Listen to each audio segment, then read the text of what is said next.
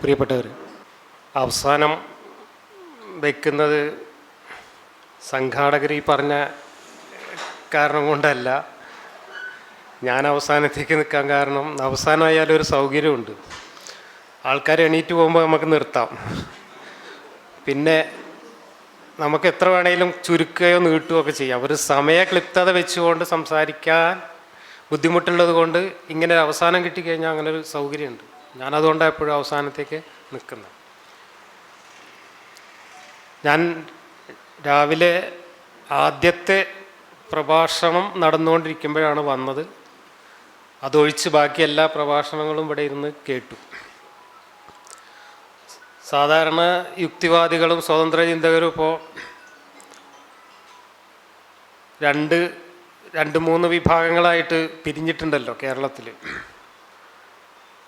നമ്മൾ മനുഷ്യൻ്റെയും സമൂഹത്തിൻ്റെയും വിഷയങ്ങൾക്ക് പ്രാമുഖ്യം നൽകുന്നു എന്നതാണ് ഈ പരിപാടികളൊക്കെ നടത്തുന്ന വിഭാഗത്തിൻ്റെ ഒരു സവിശേഷത.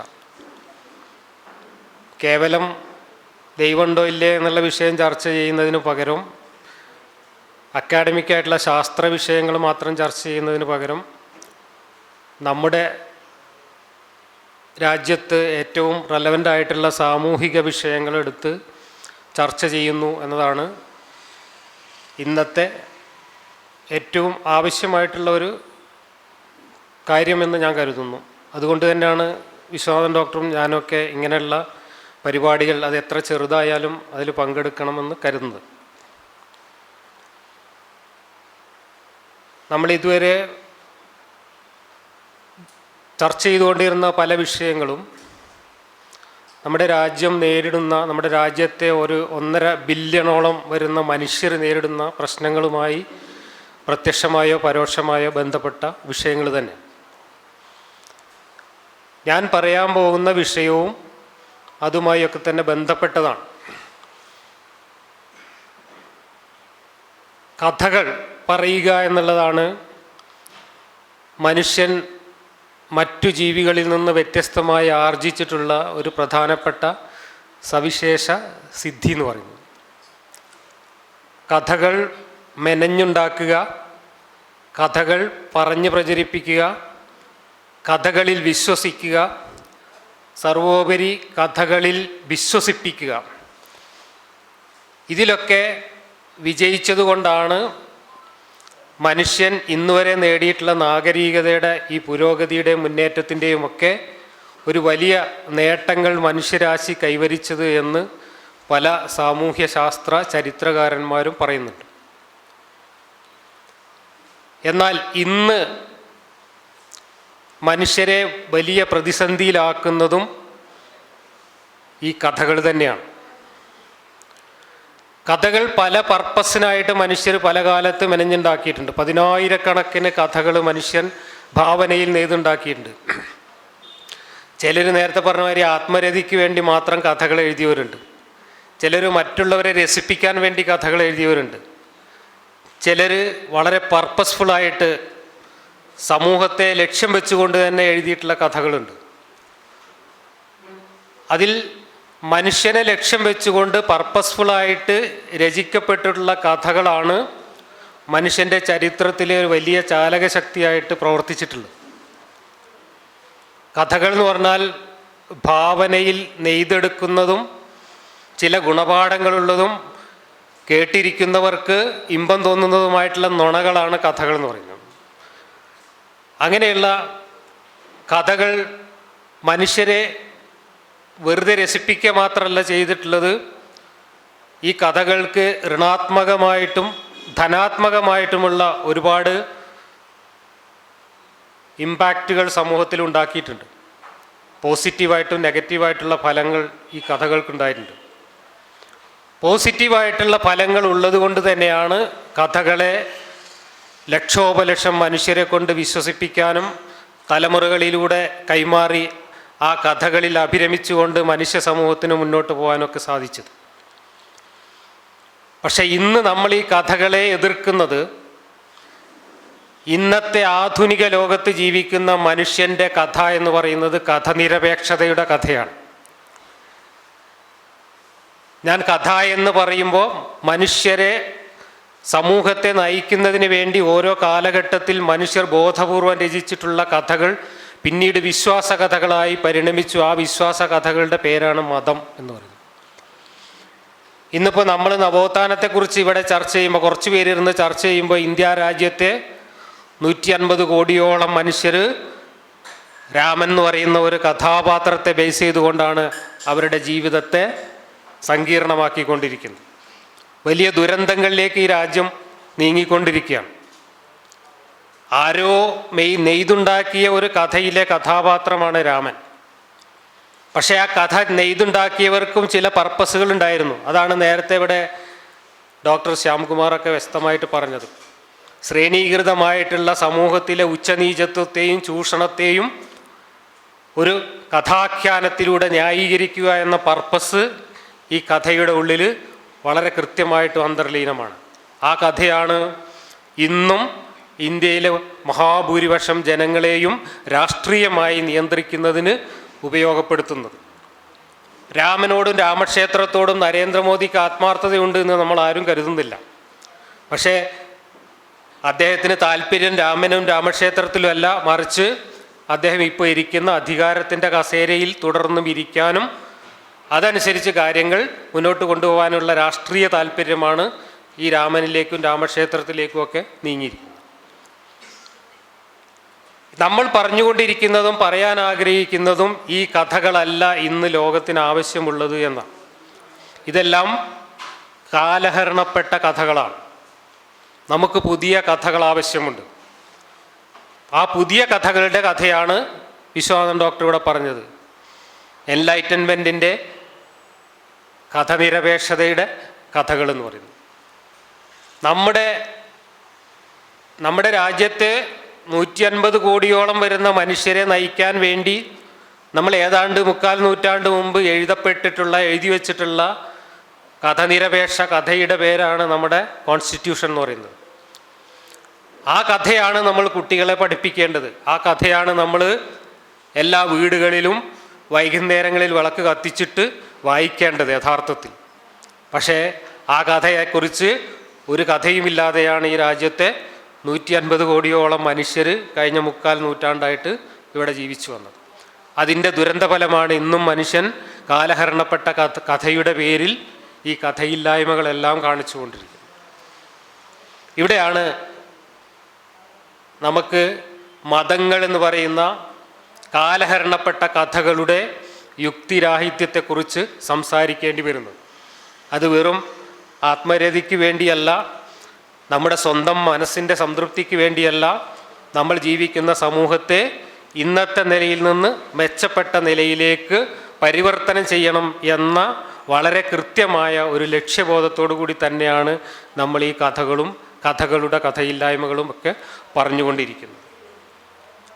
ഞാൻ രാമൻ്റെ കഥ അല്ല പറയുന്നത്. രാമൻ്റെ കഥ നമ്മൾ കുറേ കേട്ട് കഴിഞ്ഞതാണ്. രാമൻ ഒരു പ്രശ്നമായി മാറുന്നതിന് അപ്പുറത്തുള്ള കഥകളും പ്രധാന കാരണമാണ്. കാരണം കുറേ കഥകൾ വിശ്വസിക്കുന്ന കുറേ ആളുകൾ ഒരുമിച്ച് ഒരിടത്ത് ഒരു ഭൂപ്രദേശത്ത് ജീവിക്കുമ്പോഴാണ് ഈ കഥകൾ മനുഷ്യരുടെ ഇടയിൽ വലിയ പ്രശ്നങ്ങളായി മാറുന്നത്. ഇപ്പോൾ ഇസ്രായേലും ഹമാസ് എന്ന പേരിൽ പലസ്തീൻകാരും തമ്മിൽ അക്രമവും യുദ്ധവും തുടങ്ങിയിട്ട് മാസങ്ങൾ കഴിഞ്ഞു. രണ്ടു കൂട്ടരുടെയും കഥ ഒന്ന് തന്നെയാണ്. ഒരു കഥയിൽ നിന്ന് അല്പമൊന്ന് വേർപെട്ടു പോയ ഒരു ഉപകഥയായി പിന്നീട് വന്ന മറ്റു 2 കഥകളാണ്. ഈ 3 കഥകളാണ് ലോകത്ത് കോടിക്കണക്കിന് മനുഷ്യരെ കൊന്നൊടുക്കുന്നതിന്, കുരിശുയുദ്ധങ്ങൾക്ക് വരെ കാരണമായിട്ടുള്ളത് ഈ കഥകളാണ്. ഈ കഥകൾ രൂപപ്പെട്ട കാലത്തും അതിൻ്റെ ആദ്യകാലത്തും സമൂഹത്തെ നയിക്കുന്നതിൽ പോസിറ്റീവായിട്ടുള്ള ഒരുപാട് കാര്യങ്ങൾ ചെയ്യാൻ കഴിഞ്ഞിട്ടുണ്ട്. അത് നമ്മൾ നിഷേധിക്കുന്നില്ല. കാരണം ഗോത്രകാലത്ത് മനുഷ്യരെ തങ്ങളുടെ ഗോത്രത്തെ നിലനിർത്തുന്നതിനും ആ ഗോത്രത്തിൻ്റെ സ്വത്വബോധം ശക്തിപ്പെടുത്തിക്കൊണ്ട് അന്യഗോത്രങ്ങളെല്ലാം ശത്രുക്കളാണ്.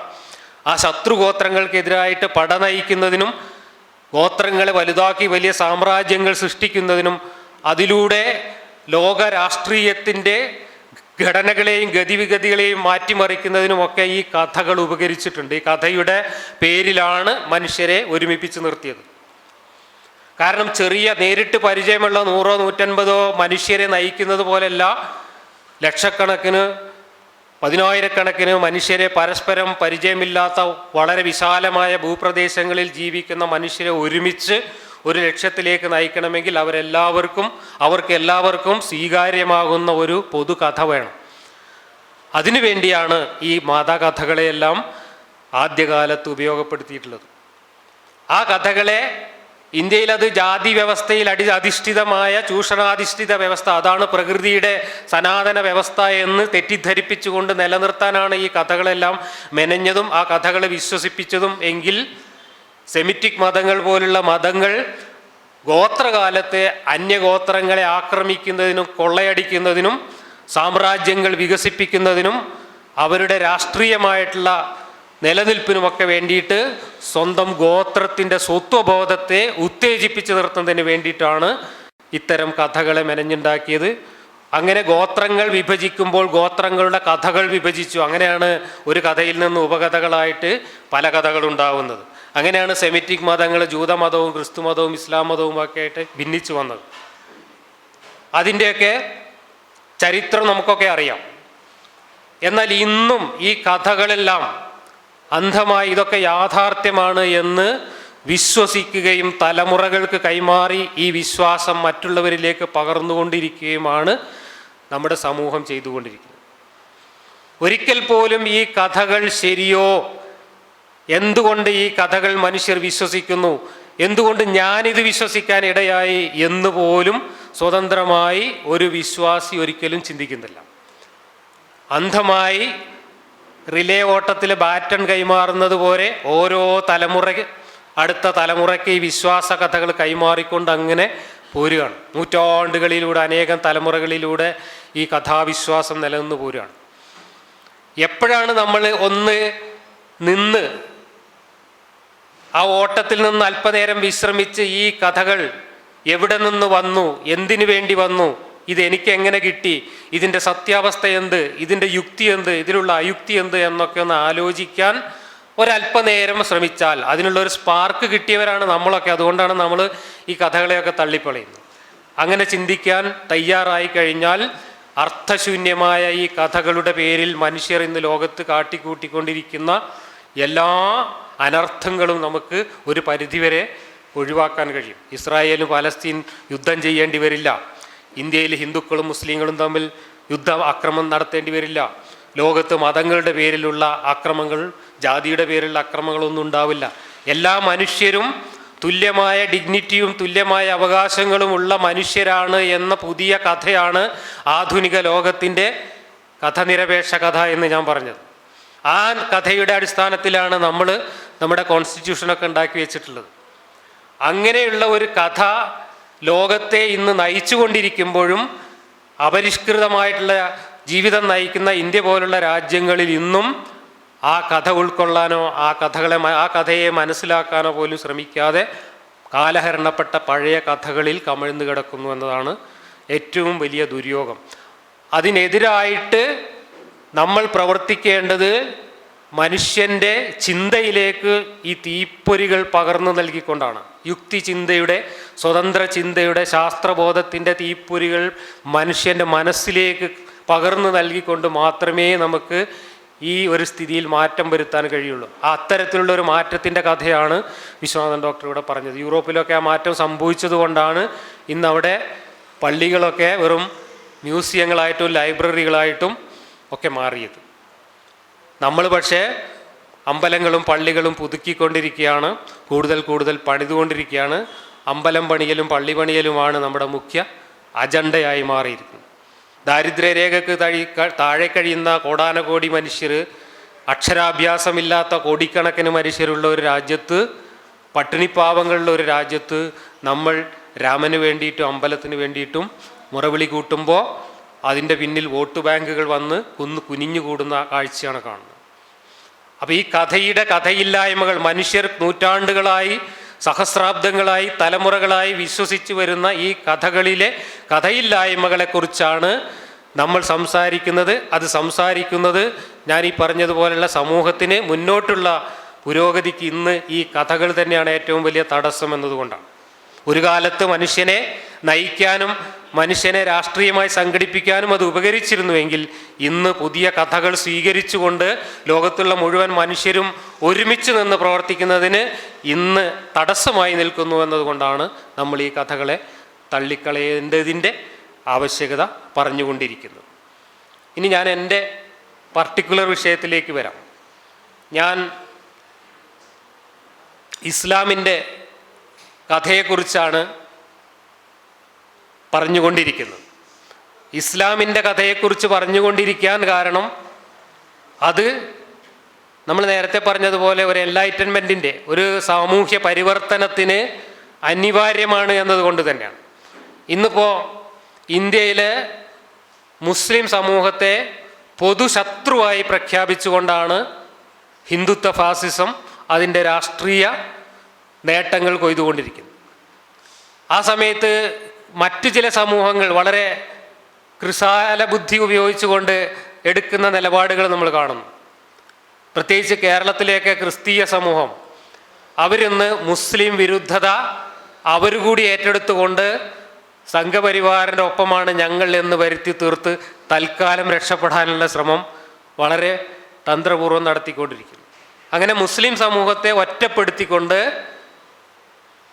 അവർ സംഘപരിവാറിൻ്റെ രാഷ്ട്രീയത്തോടൊപ്പം നിൽക്കാൻ ശ്രമിക്കുന്നു. അതിൻ്റെയൊക്കെ സൂത്രം നമുക്കറിയാം. പക്ഷേ മുസ്ലിം സമൂഹം കഴിഞ്ഞാൽ പിന്നെ അടുത്ത ഊഴ അവരുടേതാണ് എന്നുള്ളത് തൽക്കാലം അവർ മറക്കുകയാണ് ചെയ്യുന്നത്. പക്ഷേ ഇതിനൊക്കെ ശാശ്വതമായൊരു പരിഹാരം ഉണ്ടാകണമെങ്കിൽ നമ്മൾ മനുഷ്യനെ യുക്തിചിന്തയിലൂടെ വരുന്ന ഇനി ജനിക്കാൻ പോകുന്ന തലമുറകളെയെങ്കിലും ശാസ്ത്രബോധത്തിൻ്റെ ഒരു യുഗത്തിലേക്ക് മാറ്റിയെടുക്കാനുള്ള ശ്രമങ്ങൾ നടത്തണം. ആ ശ്രമങ്ങൾ നടത്തേണ്ടിയിരുന്നത് ഈ കോൺസ്റ്റിറ്റ്യൂഷൻ നിലവിൽ വന്നതിന് ശേഷം ഈ രാജ്യം ഭരിച്ചിരുന്നവർ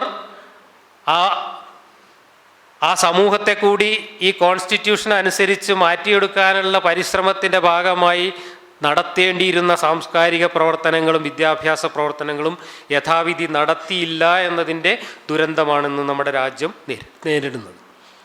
വിദ്യാഭ്യാസത്തിലൂടെ മറ്റു മാധ്യമങ്ങളിലൂടെ സാംസ്കാരികമായിട്ടുള്ള മാധ്യമങ്ങളിലൂടെയൊക്കെ മനുഷ്യരെ ഈ ഒരു കഥയ്ക്കനുസരിച്ച് മോൾഡ് ചെയ്യുക എന്ന ഏറ്റവും പ്രധാനപ്പെട്ട ഒരു പ്രവൃത്തി ഭരണകൂടങ്ങൾ ചെയ്തില്ല, സാംസ്കാരിക സമൂഹം ചെയ്തില്ല, ആരും ചെയ്തില്ല.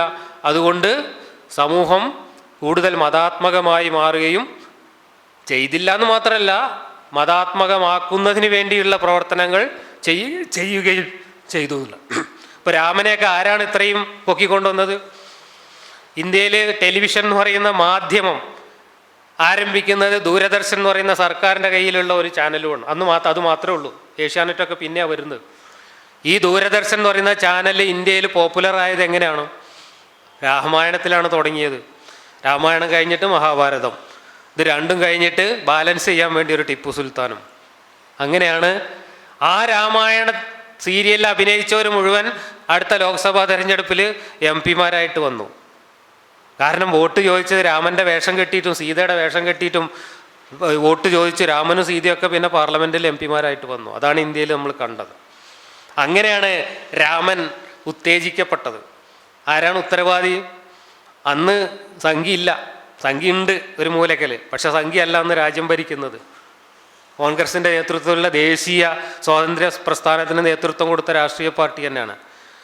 കാലത്തിനു മുമ്പ് ഒരുപാട് മുന്നേ സഞ്ചരിച്ച നെഹ്റുവിൻ്റെയൊക്കെ പാരമ്പര്യം അവകാശപ്പെടുന്ന പാർട്ടികൾ തന്നെയാണ് ചെയ്തത്. അതിൻ്റെ ഫലമാണ് നമ്മുടെ രാജ്യം ഇന്ന് അനുഭവിച്ചുകൊണ്ടിരിക്കുന്നത്. ഏതായാലും ഞാൻ എൻ്റെ വിഷയത്തിലേക്ക് വരാം. ഞാൻ ഇസ്ലാമിൻ്റെ കഥയിലെ വൈരുദ്ധ്യങ്ങളെക്കുറിച്ചാണ് പറയാൻ പോകുന്നത്. ഇസ്ലാമിൻ്റെ കഥ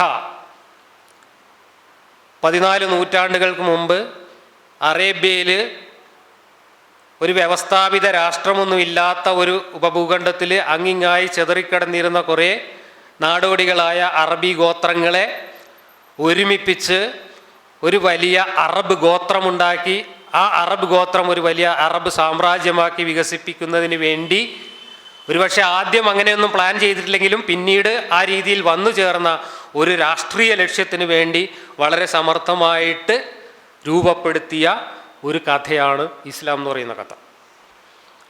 വാസ്തവത്തിൽ ഇന്ന് ലോകത്ത് വ്യാപിച്ചിട്ടുള്ള ഈ ക്രിസ്തുമതമോ ഇസ്ലാം മതമോ അല്ലെങ്കിൽ ഏറ്റവും വ്യാപനം നേടിയിട്ടുള്ള മതങ്ങളൊന്നും ലോകത്ത് ഇത്രയും വ്യാപനം നേടിയത് ആ കഥയുടെ ഉള്ളടക്കത്തിൻ്റെ നേട്ടം കൊണ്ടല്ല, ഉള്ളടക്കത്തിൻ്റെ മഹിമ കൊണ്ടല്ല.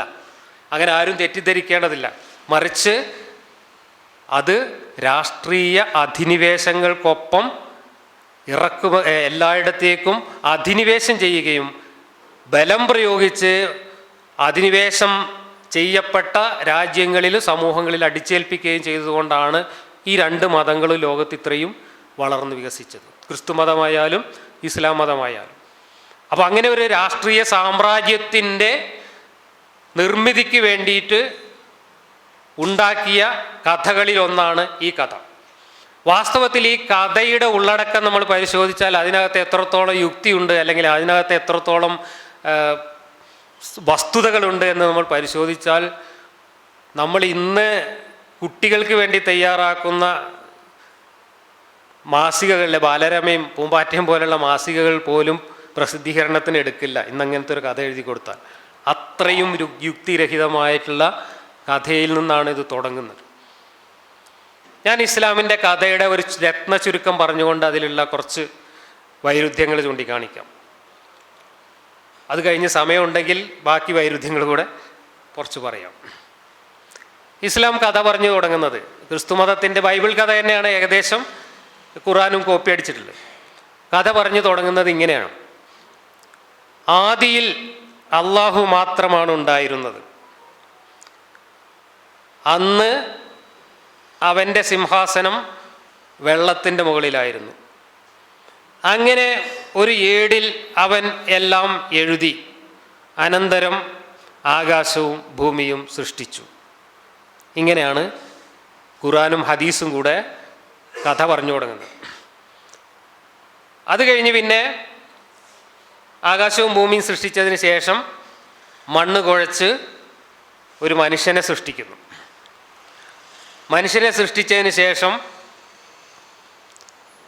അള്ളാഹുവിൻ്റെ റോബോട്ടുകളായി അള്ളാഹു സൃഷ്ടിച്ചു വെച്ചിട്ടുള്ള മലക്കുകളുണ്ട്. ആ മലക്കുകളോട് ഉണ്ടാക്കി വെച്ച ഈ കളിമണ്ണിൻ്റെ സൃഷ്ടിക്ക് മുമ്പിൽ സുജൂദ് ചെയ്ത് വണങ്ങാൻ ആവശ്യപ്പെടുകയാണ് അള്ളാഹു. അപ്പോൾ റോബോട്ടുകളാണ്. റോബോട്ടുകൾക്ക് ഫ്രീ വില്ലൊന്നുമില്ല, ചിന്തിക്കാനുള്ള കഴിവൊന്നുമില്ല. അവർ എന്ത് നിർദ്ദേശം കൊടുത്താലും അത് അനുസരിക്കുക എന്നുള്ളതാണ് അവരുടെ ജോലി. മലക്കുകളെല്ലാവരും സുജൂദ് ചെയ്തു, വണങ്ങി. ഒരാൾ വണങ്ങിയില്ല, ഒരാൾ ധിക്കാരിയായിട്ട് വണങ്ങാതെ നിന്നു.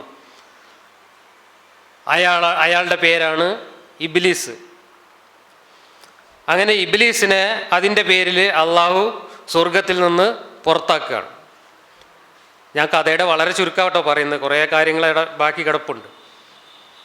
പുറത്താക്കുമ്പോൾ ഇബ്ലീസ് അള്ളാഹുവിനോട് പറയുന്ന ഒരു വാചകമുണ്ട്, ഖുർആൻ തന്നെ പറയുന്ന വാചകമാണ്: നീ എന്നെ വഞ്ചിച്ചു. ശ്രദ്ധിക്കണം, ഇബ്ലീസ് അള്ളാഹുവിനോട് പറയാണ്, നീ എന്നെ വഞ്ചിച്ചു, ഇതിന് പകരം ഞാൻ നിനക്കിട്ട് പണി തരും എന്ന് പറഞ്ഞിട്ട് ഇബ്ലീസ് അവിടെ നിന്ന് ഇറങ്ങിപ്പോരാണ്. എന്നിട്ട് ഇബ്ലീസ് ഒരു സമ്മതം ചോദിക്കുന്നുണ്ട്: എനിക്ക് ലോകാവസാനം വരെ മനുഷ്യരുടെ ഇടയിൽ ജീവിക്കാനും മനുഷ്യരെ മുഴുവൻ വഴിപഴപ്പിക്കാനുള്ള അനുവാദം തരണം എന്ന്. അപ്പോൾ ദൈവം ഒരു ഒബ്ജക്ഷനും പറഞ്ഞില്ല. ഓക്കെ, നീ പോയി നിൻ്റെ പണി ഭംഗിയായിട്ട് ചെയ്തോ എന്ന് പറഞ്ഞിട്ട് അവിടുന്ന് പറഞ്ഞു വിടുക. അങ്ങനെ ഇബ്ലീസ് സ്വർഗത്തിൽ നിന്ന് പുറത്ത് പോയി. അത് കഴിഞ്ഞ് ആദം എന്ന് പറയുന്ന ഈ ആദ്യം ഉണ്ടാക്കിയ മനുഷ്യനാണല്ലോ, അയാൾക്ക് മൂക്കിൽ ജീവനൊക്കെ അള്ളാഹു ഊതിയിട്ട് മനുഷ്യനാക്കിയിട്ടുണ്ട്. പിന്നെ വിവരങ്ങളൊക്കെ പറഞ്ഞു കൊടുത്തിട്ടുണ്ട്, കാര്യങ്ങളൊക്കെ പഠിപ്പിച്ചുകൊണ്ട്, ഓരോ സാധനങ്ങളുടെ പേരൊക്കെ പഠിപ്പിച്ച് എല്ലാ അറിവും പഠിപ്പിച്ച്. അപ്പോൾ ആദമിന് മറ്റു ജന്തുക്കളൊക്കെ എങ്ങനെ ഇണ ചേരുന്നതൊക്കെ പണ്ടപ്പോൾ എനിക്കും വേണമായിരുന്നെന്ന് തോന്നി. അങ്ങനെ അള്ളാഹു ഒരു ഇണയെ ഉണ്ടാക്കി കൊടുത്ത് അങ്ങനെ അവർ രണ്ടാളും കൂടെ ഒരു തോട്ടത്തിൽ കൂടെ, ആ സ്വർഗത്തിലെ തോട്ടത്തിൽ കൂടെ നടക്കുമ്പോൾ അള്ളാഹു ഒരു ഉപദേശം കൊടുത്ത് ആ മരത്തുമെന്നുള്ള കായ തിന്നരുത് എന്ന് പറഞ്ഞു. അങ്ങനെ പോയി. സ്വർഗത്തിൽ നിന്ന് പുറത്താക്കപ്പെട്ട ഇബ്ലീസ് പിന്നെ ഇവരെ പഴം തീറ്റിക്കാൻ അവിടെ വരുന്നുണ്ട്. എങ്ങനെയാണ് പുറത്താക്കപ്പെട്ട ഇബ്ലീസ് വീണ്ടും സ്വർഗത്തിലെത്തിയത് എന്ന ചോദ്യത്തിന് ഇന്ന് വരെ ഒരാളും ഒരു മറുപടിയും പറഞ്ഞിട്ടില്ല. അപ്പോൾ ഇബ്ലീസ് അള്ളാഹുവിനെ കബളിപ്പിച്ച് അവിടെ തോട്ടത്തിലെവിടെ ഒളിച്ചു നിന്നതാണോ എന്തോ അറിയില്ല. ഏതായാലും ഇബ്ലീസ് വന്ന് ആ പഴം തീറ്റിച്ച് ഇവരെ പഴപ്പിച്ചു. അങ്ങനെ അവിടം തൊട്ട് മനുഷ്യർ വഴി പഴച്ചു തുടങ്ങി. പിന്നെ ഇബ്ലീസ് അയാളുടെ ഡ്യൂട്ടി ഭംഗിയായിട്ട് നിർവഹിക്കുന്നുണ്ട്. അപ്പോൾ ഈ അള്ളാഹു എന്തിനാണ് ഈ വെള്ളത്തിലിരിക്കുമ്പോൾ ഈ സൃഷ്ടി നടത്തിയത്? വെള്ളത്തിൽ കുറേ കാലം വെറുതെ ഇരുന്ന ആർക്കും ബോറടിക്കും. പക്ഷെ അള്ള ബോറടിച്ചിട്ടാന്നും പറഞ്ഞിട്ടില്ല. അള്ള പറഞ്ഞ 3 കാരണങ്ങളാണ്, വ്യത്യസ്തമായ 3 കാരണങ്ങളാണ്. 3 അല്ല 4 കാരണങ്ങൾ പറയുന്നുണ്ട്. ഒന്ന്, മൂപ്പർക്ക് ആരാധന കിട്ടണം. ആരാധന കിട്ടാൻ വേണ്ടിയിട്ടാണ് മൂപ്പര് സൃഷ്ടിയൊക്കെ നടത്തിയത്. 2, മൂപ്പർക്ക് മനുഷ്യരെ പരീക്ഷിക്കണം, പരീക്ഷണം നടത്തണം. അങ്ങനെ പരീക്ഷണം നടത്താനും ആരാധന കിട്ടാനും വേണ്ടിയിട്ടാണ് സൃഷ്ടി നടത്തിയതെന്ന് പറയുന്നത്. വേറൊരു സ്ഥലത്ത് പറയുന്നുണ്ട്, നരകം നിറക്കാനാണ് ഞാൻ സൃഷ്ടി നടത്തിയത്. നരകം നിറയ്ക്കാൻ വേണ്ടിയിട്ടാണ് സൃഷ്ടി നടത്തിയത് എന്ന് പറയുന്നുണ്ട്. പരീക്ഷണം നടത്താൻ വേണ്ടിയിട്ടാണ് എന്ന് പറയുന്നുണ്ട്. ആരാധന കിട്ടാൻ വേണ്ടിയിട്ടാണെന്ന് പറയുന്നുണ്ട്. ഇങ്ങനെ 2-3 കാര്യങ്ങൾക്കാണ് മൂപ്പര് സൃഷ്ടി നടത്തുന്നത്, വെള്ളത്തിലിരുന്നിട്ട് സൃഷ്ടി നടത്തുന്നത്. അങ്ങനെ പിന്നെ ഇബ്ലീസ് മനുഷ്യരെ മുഴുവൻ വഴിപഴപ്പിക്കും. കാരണം അള്ളാഹുവിൻ്റെ ഉദ്ദേശം തന്നെ നരകം നിറയ്ക്കലാണ്, മനുഷ്യരെ കൊണ്ട് നരകം നിറയ്ക്കലാണ് എൻ്റെ ഉദ്ദേശം എന്ന് പറയുന്നുണ്ട്. ആ ഉദ്ദേശം നിറവേറണമെങ്കിൽ മനുഷ്യരൊക്കെ നരകത്തേക്കുള്ള ക്വാളിഫിക്കേഷൻ നേടണം. ക്വാളിഫിക്കേഷൻ നേടണമെങ്കിൽ അതിന് വേണ്ട പ്രൊഫസർ അവിടെ പണിയെടുക്കണം. ആ പ്രൊഫസറാണ് ഇബ്ലീസ്. മൂപ്പര് കൃത്യമായിട്ട് പണിയൊക്കെ എടുത്തിട്ട് അള്ളാഹിൻ്റെ നരകം നിറച്ചു കൊടുക്കും.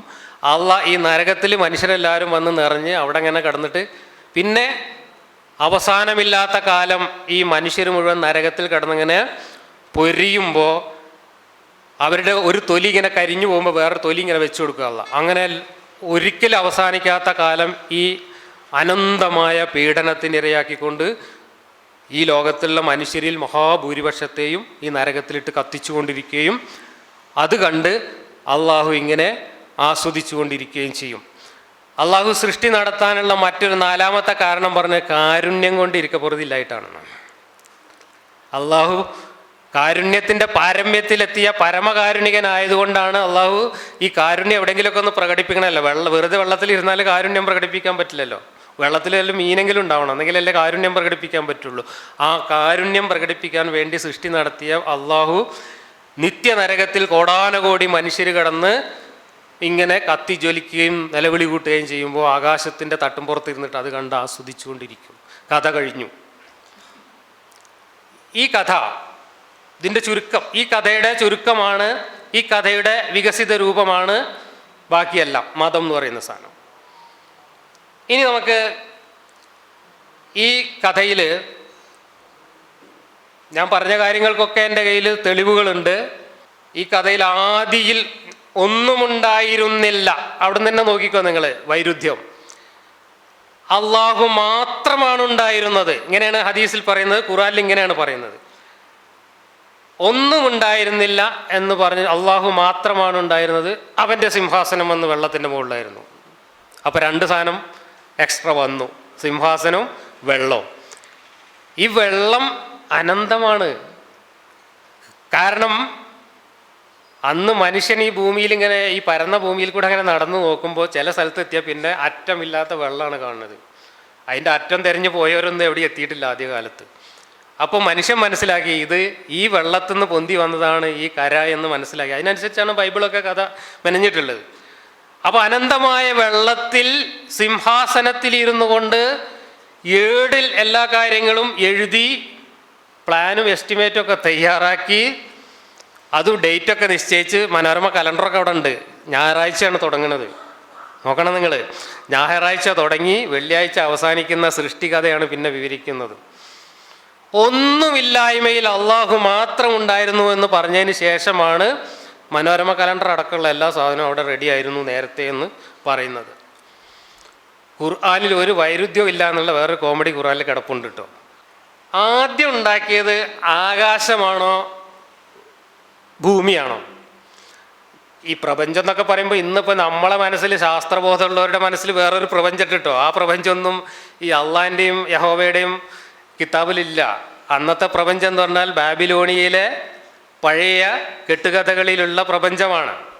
7 തട്ടുള്ള ആകാശവും 7 തട്ടുള്ള ഭൂമിയും ചേർന്ന ഒരു പ്രപഞ്ചമാണ് അന്നുള്ളത്. ആ ആകാശത്തെക്കുറിച്ചും ഭൂമിയെക്കുറിച്ചാണ് പറയുന്നത്.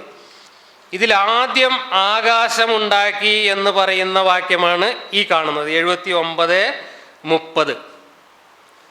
അത് കഴിഞ്ഞ് അടുത്ത വേറൊരു വാക്യം 2:29. ഈ 79:30 എന്ന് പറയുന്ന വാക്യം മക്കയിൽ ആദ്യകാലത്ത് ഇറങ്ങിയതാണ്. അപ്പോൾ അള്ളാഹു പറഞ്ഞു ആദ്യം ഉണ്ടാക്കിയത് ആകാശമാണ്, അത് കഴിഞ്ഞിട്ടാണ് ഭൂമി ഉണ്ടാക്കിയത്. അത് കഴിഞ്ഞ് ഈ 2:29 ആദ്യം ഭൂമി ഉണ്ടാക്കി, എന്നിട്ട് ആകാശത്തിൻ്റെ നേരെ തിരിഞ്ഞു എന്ന് പറഞ്ഞിട്ടാണ് കഥ പറയുന്നത്. അപ്പോൾ ആദ്യം ഉണ്ടാക്കിയത് ഭൂമിയാണ് എന്ന് പറയുന്നു. അത് കഴിഞ്ഞ് വീണ്ടും പറയുന്നു ആദ്യം ഉണ്ടാക്കിയത് ഭൂമിയാണ്, ആകാശമാണ്. അപ്പം 2 സ്ഥലത്ത് വ്യത്യസ്തമായ രീതിയിൽ, പരസ്പര വിരുദ്ധമായ രീതിയിൽ സൃഷ്ടികഥ പറയുന്നു. അത് കഴിഞ്ഞ് ഇനി അള്ളാഹു എന്ന് പറയുന്ന ദൈവത്തിൻ്റെ ക്വാളിറ്റി പറയുന്നത് സർവശക്തനാണെന്ന്. ഈ സർവശക്തൻ എന്ന് പറഞ്ഞാൽ എന്താണെന്ന് ഖുർആനിൽ വിശദീകരിച്ചതാണ് ഞാൻ ആ ചോപ്പിൽ കൊടുത്തല്ലോ. ഒരു കാര്യം ഉണ്ടാവണം എന്ന് മൂപ്പര് അങ്ങോട്ട് വിചാരിച്ചാൽ കുൻ എന്നാണ് പറഞ്ഞാൽ മതി. കുൻ എന്ന് പറഞ്ഞാൽ അറബിയുടെ വാക്കിന് ഉണ്ടാവുക എന്നാണ് അർത്ഥം. കുൻ എന്നാണ് പറഞ്ഞാൽ അപ്പോൾ മൂപ്പര് വിചാരിച്ച സാധനം ഉണ്ടാവും. അത്രയ്ക്ക് ശക്തനാണ് എന്നാണ് പറയുന്നത്. എന്നാൽ അത്രയും ശക്തിയുള്ള ഈ അള്ളാഹുവിന് ഈ പ്രപഞ്ചം ആകാശവും ഭൂമിയും ഉണ്ടാക്കാൻ 6 ദിവസം പണിയെടുക്കേണ്ടി വന്നു. അത് ചില്ലറ ദിവസമൊന്നുമല്ല. ഒരു ദിവസത്തിന് നമ്മൾ എണ്ണി വരുന്ന 1000 കൊല്ലങ്ങളുടെ നീളമുണ്ട്.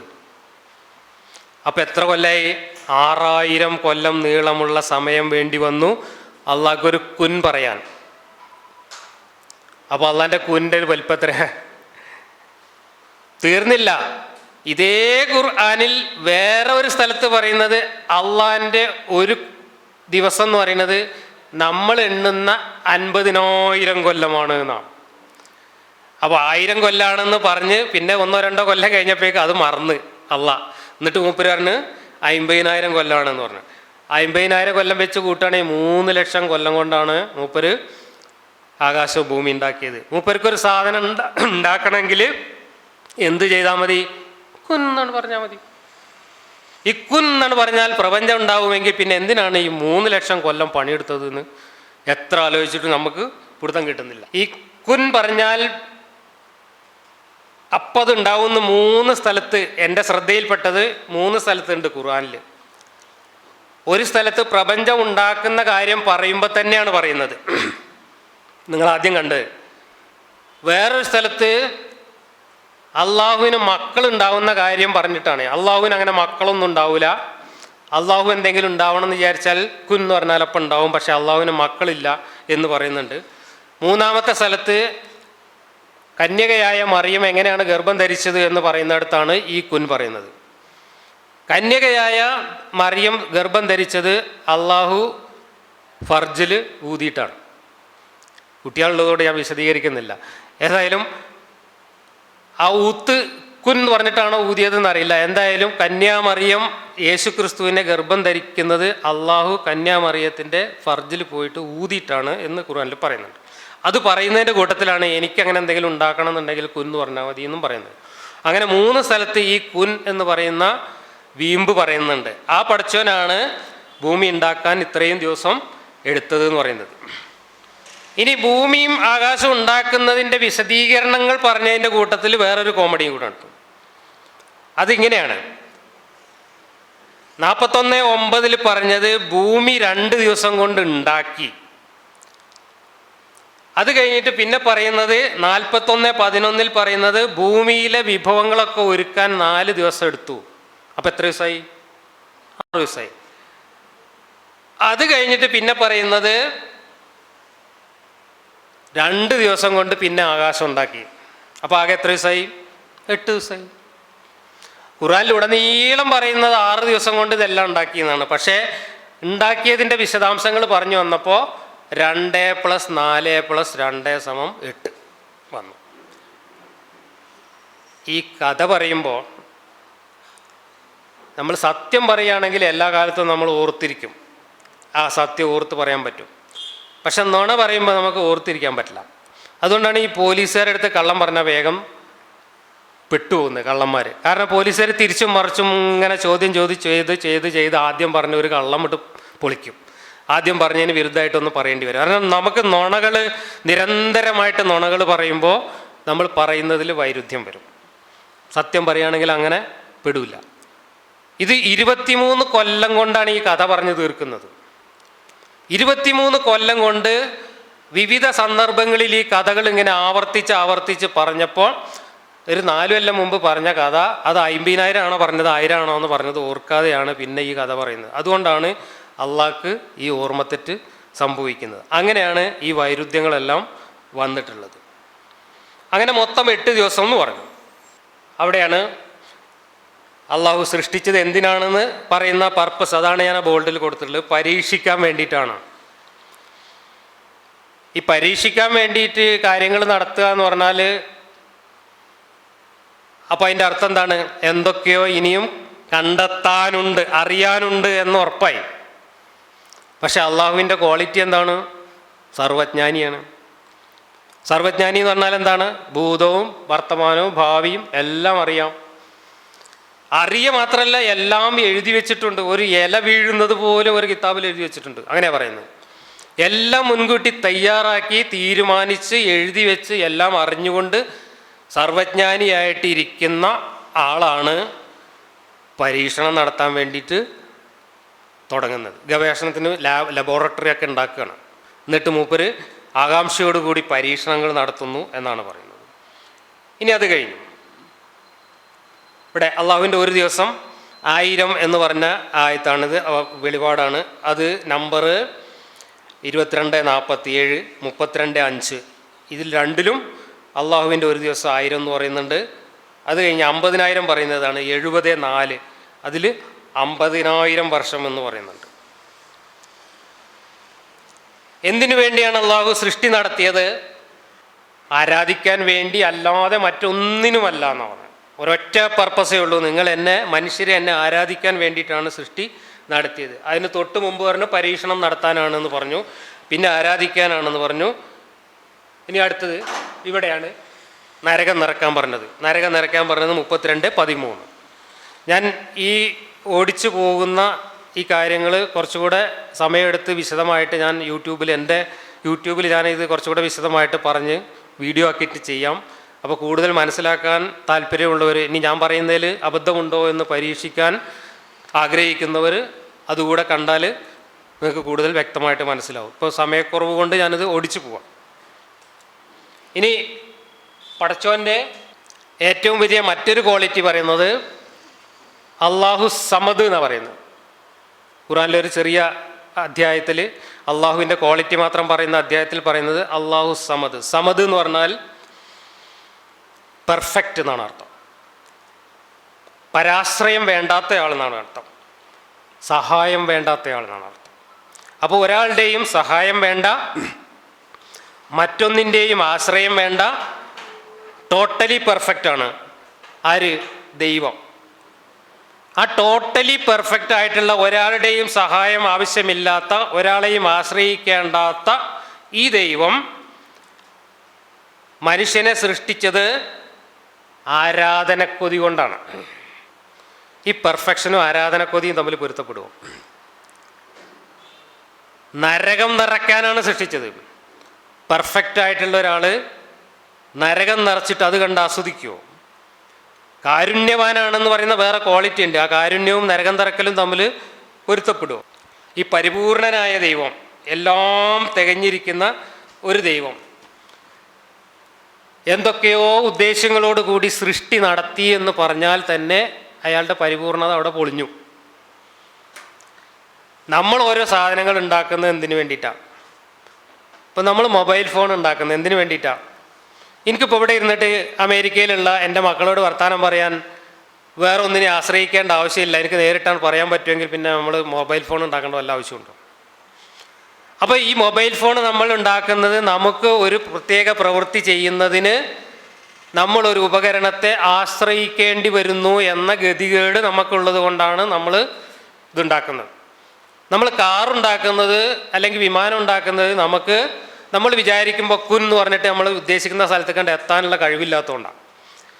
അപ്പോൾ വേഗത്തിൽ എത്താൻ വേണ്ടി നമ്മൾ വാഹനം ഉണ്ടാക്കിയിട്ട് അതിനെ ആശ്രയിച്ച് യാത്ര ചെയ്യുന്നു. ഇങ്ങനെ നമ്മൾ ഉണ്ടാക്കുന്ന ഓരോ വസ്തുവും നമ്മൾ ആ വസ്തുവിനെ, ഉപകരണത്തെ ആശ്രയിക്കാൻ വേണ്ടിയിട്ടാണ്. ആ ഉപകരണത്തിൻ്റെ സഹായം നമുക്ക് ആവശ്യമുള്ളത് കൊണ്ടാണ് നമ്മൾ ഉണ്ടാക്കുന്നത്. അള്ളാഹു എന്തിനാണ് ഉണ്ടാക്കൽ തുടങ്ങിയത്? അള്ളാഹു എല്ലാം തികഞ്ഞിരിക്കുകയല്ലേ, പെർഫെക്റ്റ് അല്ലേ? അള്ളാഹുവിന് ഇനി എന്തെങ്കിലും നേടാനുണ്ടോ? എല്ലാം നേടി പെർഫെക്റ്റായിട്ടിരിക്കുന്ന അള്ളാഹു സൃഷ്ടി നടത്തി എന്ന് പറഞ്ഞാൽ അത് രണ്ടും കൂടെ പൊരുത്തപ്പെടില്ല, പരസ്പര വിരുദ്ധമാണ്. ഇങ്ങനെ അള്ളാഹുവിനെ കുറിച്ച് പറഞ്ഞ എല്ലാ ക്വാളിറ്റിക്കും വിരുദ്ധമായിട്ടുള്ള കാര്യങ്ങളാണ് അള്ളാഹു ചെയ്തുകൊണ്ടിരിക്കുന്ന എല്ലാ കാര്യങ്ങളും. ഖുർആനിൽ പറയുന്നത് യാതൊരു വൈരുദ്ധ്യങ്ങളും ഖുർആനിൽ ഇല്ല എന്ന് മാത്രമല്ല, ഇത് അള്ളാഹുവിൻ്റെ പുസ്തകം അല്ലായിരുന്നുവെങ്കിൽ ഇതിനകത്ത് ഒരുപാട് വൈരുദ്ധ്യങ്ങൾ നിങ്ങൾ കാണുമായിരുന്നു എന്നാണ് പറയുന്നത്. അഫലാ യതദബ്ബറൂനൽ ഖുർആന വലൗ കാന മിൻ ഇൻദി ഗൈരില്ലാഹി ലവജദൂ ഫീഹാ ഇഖ്തിലാഫൻ കസീറൻ. ഖുർആൻ ദൈവത്തിൻ്റെ ഗ്രന്ഥമല്ലായിരുന്നുവെങ്കിൽ നിങ്ങൾക്ക് അതിൽ ധാരാളം വൈരുദ്ധ്യങ്ങൾ കാണാൻ കഴിയുമായിരുന്നു എന്ന് പറഞ്ഞാൽ, ഖുർആനിൽ വൈരുദ്ധ്യങ്ങളില്ല, അതുകൊണ്ട് ഇത് ദൈവത്തിൻ്റെ കൃതിയാണ് എന്ന് നമ്മളെ ബോധ്യപ്പെടുത്തുകയാണ്. ഈ പറയുന്നതിൽ തന്നെ ഉണ്ട് അബദ്ധം. വൈരുദ്ധ്യങ്ങളില്ലാത്തൊരു പുസ്തകം കണ്ടാൽ എന്താ നമ്മൾ മനസ്സിലാക്കേണ്ടത്? ഈ പറഞ്ഞതനുസരിച്ച് അത് ദൈവത്തിൻ്റെ പുസ്തകമാണെന്നാണ്. ഞാൻ ചോദിക്കുന്നു, നമ്മളെ 10ാം ക്ലാസ്സിലെ മാത്തമാറ്റിക്സിൻ്റെ ടെക്സ്റ്റ് ബുക്ക് എടുത്താൽ അതിൽ വല്ല വൈരുദ്ധ്യം നിങ്ങൾക്ക് കാണാൻ പറ്റുമോ? ഞാൻ കണ്ടിട്ടില്ല. 10ാം ക്ലാസ്സിലെ മാത്തമാറ്റിക്സിൻ്റെ ടെക്സ്റ്റ് പുസ്തകം എടുത്താൽ അതിൽ വൈരുദ്ധ്യങ്ങൾ ഉണ്ടാവില്ല.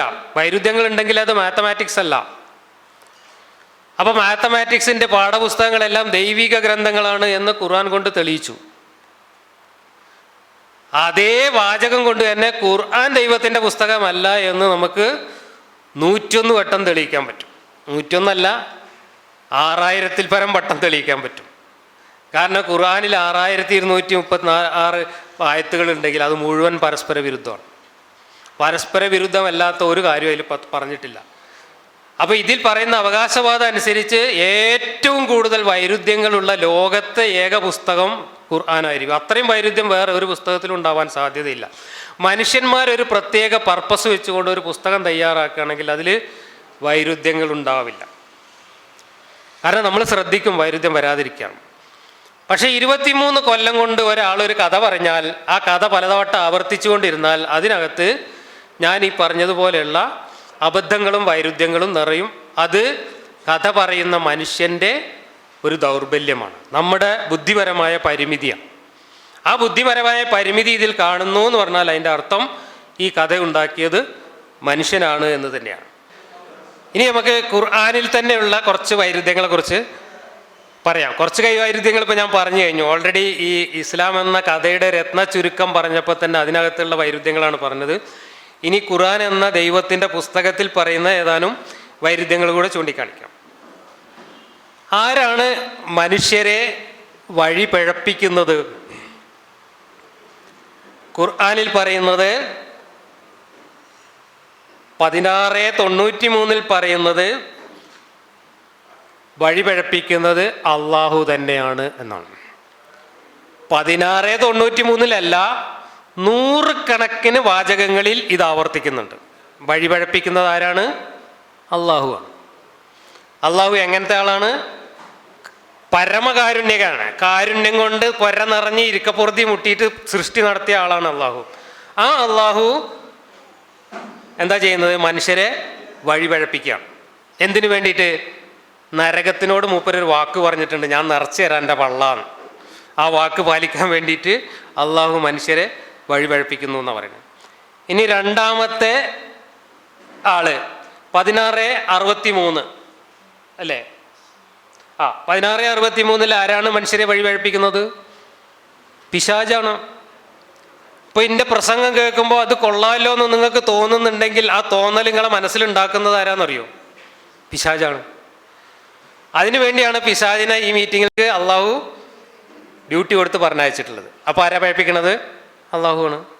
പറഞ്ഞതിൽ വൈരുദ്ധ്യമൊന്നുമില്ല. പക്ഷേ അള്ളാഹുവിന് ഈ പിശാചിനെ ചൂണ്ടിക്കാണിച്ചുകൊണ്ട് ഓനാണ് വഴി പഴപ്പിക്കുന്നത് എന്ന് നമ്മളോട് പറയാനുള്ള യാതൊരു അർഹതയുമില്ല. അവിടെയാണ് വൈരുദ്ധ്യം കിടക്കുന്നത്. ഇനി അതിനേക്കാളും വലിയ കോമഡിയാണ് ഇത്. 6-ാം അധ്യായത്തിലെ 137-ാമത്തെ വാക്യത്തിൽ പറയുന്നത്, നിങ്ങളെ ഇപ്പോൾ ഇന്ത്യ രാജ്യത്ത് രാമനാണല്ലോ മുമ്പിൽ നിൽക്കുന്നത്. ഇന്ത്യ ഭരിക്കുന്നത് രാമനാണ്. ഇന്ത്യയിൽ മറ്റുള്ളവർ ഭരിക്കപ്പെടുന്നത് ഇപ്പോൾ രാമനെ കൊണ്ടാണ്. അപ്പോൾ ഇന്ത്യയിലുള്ള ഈ 140 കോടി മനുഷ്യരെയും വഴി പഴപ്പിക്കുന്നത് ആരാണ്? അള്ളാഹു അല്ല, ഇബ്ലീസും അല്ല, രാമനാണ്. ഇവിടെ പറയുന്നതാണ് മറ്റു ദൈവങ്ങളാണ് വഴി പഴപ്പിക്കുന്നത് എന്ന് പറയും. മറ്റു ദൈവങ്ങളൊക്കെ വെറും ഇമാജിനറി ആണെന്നും വ്യാജമാണെന്നും ഫേക്കാണ് എന്നും പറയാൻ വേണ്ടിയിട്ടാണ് ഈ പുസ്തകം തന്നെ ഇറക്കിയിട്ടുള്ളത്. ഈ പുസ്തകം ഇറക്കാനുള്ള പ്രധാന പർപ്പസ് അള്ളാഹു അല്ലാത്ത ദൈവങ്ങളൊക്കെ ഫേക്കാണ് കേട്ടോ എന്ന് പറയാൻ വേണ്ടിയിട്ടാണ്. ആ ഫേക്ക് ദൈവങ്ങൾക്ക് നിങ്ങളെ പഴപ്പിക്കാനുള്ള കഴിവുണ്ട് എന്നാണ് പറയുന്നത്. എന്നു മാത്രമല്ല, ആ ദൈവങ്ങളെ മുഴുവൻ അള്ളാഹു നാളെ നരകത്തിലിടും എന്ന് പറയുന്ന കോമഡി ഉണ്ട്. ആ നരകത്തിലിടുന്നതിന് മുമ്പ് ദൈവങ്ങളെ വിചാരണ ചെയ്യുമെന്ന് പറയുന്നുണ്ട്. ദൈവങ്ങളെ വിചാരണ ചെയ്യുമ്പോൾ ആ ദൈവങ്ങൾ നിരപരാധികളാണെന്ന് തെളിയിക്കപ്പെടും എന്നും പറയുന്നുണ്ട്. ദൈവങ്ങളെ വിചാരണ ചെയ്യുന്നതിൻ്റെ വിശദാംശം ഖുർആനിലുണ്ട്. ദൈവങ്ങളോട് അള്ളാഹു ചോദിക്കുകയാണ്. ആ ദൈവങ്ങളെ ആരാധിച്ചവരെ മുഴുവൻ നിരത്തി നിർത്തിയിട്ട് അവരെ മുമ്പിൽ വെച്ചിട്ട് ഈ ദൈവങ്ങളെ ചോദ്യം ചെയ്യുമ്പോൾ ദൈവങ്ങൾ പറയാണ്, ഞങ്ങൾ പറഞ്ഞിട്ടല്ല കേട്ടോ ഓര് ഞങ്ങൾ ആരാധിച്ചത്, ഞങ്ങൾ നിരപരാധികളാണ്, ഓര് സ്വയം പഴിച്ചതാണ് എന്ന് പറഞ്ഞിട്ട് ദൈവങ്ങൾ നിരപരാധികളാണെന്ന് അവിടെ സാക്ഷ്യപ്പെടുത്തുന്നുണ്ട്. അപ്പോൾ അള്ളാഹ്ക്കത് ബോധ്യപ്പെടുന്നുണ്ട് ഈ ദൈവങ്ങളൊന്നും തെറ്റ് ചെയ്തിട്ടില്ലാന്ന്. എന്നിട്ട് ആ ദൈവങ്ങളെ മുഴുവൻ പിടിച്ചിട്ട് അള്ളാഹു നരകത്തിലിടുകയാണ്. ഇല്ലാത്ത ദൈവങ്ങളെയാണ് നരകത്തിലിടുന്നത്. ഇപ്പോൾ ഗുരുവായൂരപ്പനെ ആരാധിക്കുന്നവരുണ്ടാവുമല്ലോ ഇവിടെ. ഗുരുവായൂരപ്പൻ നരകത്തിലാണ്. നരകത്തിൽ ഞങ്ങളെ കൂടെ ബാക്കിയുള്ളവരെ നമ്മൾ കിടക്കുമ്പോൾ നമ്മൾ കത്തുന്നതിൻ്റെ കൂട്ടത്തിൽ ഗുരുവായൂരപ്പനും കത്തും, രാമനും കത്തും, എല്ലാവരും കത്തും. ഇതിൻ്റെ കോമഡി വേറെ ഉണ്ട്, അതിലേക്ക് ഞാൻ വരാം. കുറച്ചുകൂടെ രസമുള്ളൊരു കോമഡി, അത് ലാസ്റ്റ് ഞാൻ പറയാം. ഇനി അപ്പം പിഴപ്പിക്കുന്നത് ആരാണെന്ന് ചോദിച്ചാൽ അള്ളാഹു ആണ്, പിശാചാണ്, മറ്റു ദൈവങ്ങളാണ്. ഇനി നിങ്ങൾ സ്വയം പഴക്കാണ് എന്നും പറയുന്നുണ്ട് കേട്ടോ കുറേ സ്ഥലത്ത്. അപ്പം 4 ഉത്തരങ്ങളാണ് അതിനുള്ളത്. ഇതെല്ലാം പരസ്പര വിരുദ്ധമാണ്. ഇനി ഞാൻ വേറൊരു വിഷയം എടുക്കാം. കുറച്ചും കൂടെ സാമൂഹ്യ പ്രസക്തിയുള്ള ഒരു വിഷയത്തിലേക്ക് വരികയാണ്. ഇപ്പോൾ മറ്റു മതക്കാരോട് ഈ മതം വിശ്വസിക്കുന്ന ആളുകൾ എങ്ങനെ പെരുമാറണമെന്നും മറ്റു മതക്കാരെ എങ്ങനെ കൈകാര്യം ചെയ്യണമെന്നും പറയുന്ന കുറേ കാര്യങ്ങൾ ഖുർആനിലുണ്ട്. അതിൽ പ്രധാനമായിട്ടും ക്രിസ്ത്യാനികളും ജൂതന്മാരും. കാരണം അവരെയാണ് അള്ളാഹ്ക്ക് പരിചയമുള്ളത്. അറേബ്യയിലും പരിസരത്തും അവരെ ഉണ്ടായിരുന്നുള്ളൂ. അതുകൊണ്ട് അള്ളാഹ്ക്ക് അവരെയാണ് പരിചയമുള്ളത്. അപ്പോൾ അവരോട് നിങ്ങൾ എങ്ങനെ പെരുമാറണമെന്ന് നിർദ്ദേശിക്കുന്ന കുറേ വാക്യങ്ങൾ ഖുർആനിലുണ്ട്. അതിലൊന്ന് നിങ്ങൾ വായിക്കുന്നുണ്ടാവും. ക്രിസ്ത്യാനികൾ എന്ന് പറയുന്നവരുണ്ടല്ലോ, അവർ ജനങ്ങളിൽ വെച്ച് സത്യവിശ്വാസികളോട് ഏറ്റവും അടുത്ത സൗഹൃദമുള്ളവരാണ്. അവർ നല്ല മനുഷ്യന്മാരാണ്, യാതൊരു അഹങ്കാരവും ഇല്ല, നല്ല മുന്തിയ കൂട്ടരാണ് എന്നാണ് 5-ാം അധ്യായത്തിലെ 82-ാം വാക്യത്തിൽ പറയുന്നത്. അത് കഴിഞ്ഞ് പിന്നെ 5-ാം അധ്യായത്തിൽ തന്നെ 5-ാം വാക്യത്തിൽ പറയുന്നത് ക്രിസ്ത്യാനികളും ജൂതന്മാരും നല്ല മനുഷ്യന്മാരാണ്, നിങ്ങൾക്ക് അവരെ വീട്ടിൽ പോയി ഭക്ഷണം കഴിക്കാം, അവർക്ക് നിങ്ങളെ വീട്ടിലും വന്ന് ഭക്ഷണം കഴിക്കാം, നിങ്ങൾക്ക് അവരെ വീട്ടിൽ പോയി കല്യാണം കഴിക്കാം. ക്രിസ്ത്യാനികളെ കല്യാണം കഴിക്കാം, ആണുങ്ങൾക്ക് പെണ്ണുങ്ങളെ കേട്ടോ. പെണ്ണുങ്ങൾക്ക് പോയിട്ട് ക്രിസ്ത്യാനി ആണുങ്ങളെ പറ്റില്ല. മുസ്ലിങ്ങളായ ആണുങ്ങൾക്ക് ക്രിസ്ത്യാനിയുടെ വീട്ടിൽ നിന്നോ ജൂതൻ്റെ വീട്ടിൽ നിന്നോ കല്യാണം കഴിക്കാം, ഒരു കുഴപ്പമില്ല, അവർ നല്ല കൂട്ടരാണ് എന്നാണ് 5-ാം അധ്യായത്തിലെ 5-ാം വാക്യത്തിലും പറയുന്നത്. ഇതൊക്കെയാണ് നമ്മളെ ചേകന്നൂർ മൗലവി, മുസ്തഫ മൗലവി തുടങ്ങിയിട്ടുള്ള ആധുനിക പണ്ഡിതന്മാർ അവരെ പുസ്തകങ്ങളുടെ പുറംചട്ടയിലൊക്കെ അച്ചടിച്ച് വെക്കുന്ന ഖുർആൻ വാക്യങ്ങൾ. ഇനി അത് അടുത്ത് വരുമ്പോഴാണ് അതിൻ്റെ കോമഡി മനസ്സിലാവുക. ഇനി ഇത് 2-ാം അധ്യായത്തിലെ 62-ാം വാക്യം. ഇതിൽ പറയുന്നത് ജൂതനോ ക്രിസ്ത്യാനിയോ അഗ്നി ആരാധകരോ ആരുമാകട്ടെ, അവർ ദൈവത്തിൽ വിശ്വസിക്കുകയും സൽക്കർമ്മങ്ങൾ ചെയ്യുകയും ചെയ്താൽ അവർക്ക് മോക്ഷം കിട്ടും, അവർ സങ്കടപ്പെടേണ്ടി വരില്ല. നമ്മൾ നാരായണഗുരു പറഞ്ഞ അതേ വർത്താനം. മതം ഏതായാലും വേണ്ടില്ല, മനുഷ്യൻ നന്നായാൽ മതി, ഓൽക്ക് മോക്ഷം കിട്ടുമെന്ന് പറയുന്ന വാക്യമാണ് 2:62. ഈ വാക്യമാണ് സേകനൂർ മൗലവി മരിക്കാൻ കാരണമായ പുസ്തകത്തിൻ്റെ പുറംചട്ടയിൽ അദ്ദേഹം അച്ചടിച്ചു വെച്ചിരുന്നത്. സർവമത സത്യവാദം ഖുർആനിൽ എന്നായിരുന്നു പുസ്തകത്തിൻ്റെ പേര്. പുസ്തകമല്ല, ചെറിയൊരു ലഘുലേഖ. ഇതായിരുന്നു അച്ചടിച്ചത്. അത് വന്നപ്പോഴാണ് ഇനി ഇയാളെ ജീവിക്കാൻ വിട്ടാൽ നമ്മളെ ദീനിൻ്റെ കാര്യം പോക്കാന്ന് മനസ്സിലാക്കിയിട്ട് കൊണ്ടുപോയി കൊന്നത്. അപ്പോൾ ഈ 3 വാക്യങ്ങളിലും നമ്മൾ എന്താ മനസ്സിലാക്കിയത്? ക്രിസ്ത്യാനികളും ജൂതന്മാരും നല്ല മനുഷ്യന്മാരാണ്, ഒരു കളങ്കം ഇല്ലാത്തവരാണ്, അഹങ്കാരം ഇല്ലാത്തവരാണ്, അവരുടെ വീട്ടിൽ പോയി ഭക്ഷണം കഴിക്കാം, കല്യാണം കഴിക്കാം, നല്ല സൗഹൃദത്തിലാവാം എന്നൊക്കെയാണ് പറഞ്ഞത്. ഇനി അത് കഴിഞ്ഞു. അടുത്ത വാക്യം, ജൂതന്മാരും ക്രിസ്ത്യാനികളും, അതായത് വേദക്കാരിൽപ്പെട്ട ആളുകൾ നരകത്തിലെ വിറകാണ്, അവരതിൽ നിത്യവാസികളായിരിക്കും. അക്കൂട്ടർ തന്നെയാണ് സൃഷ്ടികളിൽ വെച്ച് ഏറ്റവും നികൃഷ്ടർ. ഖുർആനിലെ 98-ാം അധ്യായത്തിലെ 6-ാമത്തെ വാക്യം. ക്രിസ്ത്യാനികളും ജൂതന്മാരും നരകത്തിലെ വിറകാന്ന് മാത്രമല്ല, സൃഷ്ടികളിൽ വെച്ച് ഏറ്റവും നികൃഷ്ടമായ സൃഷ്ടികൾ ഇതാണ്. ഇതിൽ നികൃഷ്ടമായൊരു സൃഷ്ടി വേറെ ലോകത്ത് ഇല്ല. ഇനി അന്ത്യനാൾ വരെ ക്രിസ്ത്യാനികൾക്കിടയിൽ ഞാൻ ശത്രുത ഇളക്കി വിടും. കാരണം അവരത്രയും മോശക്കാരാണ്.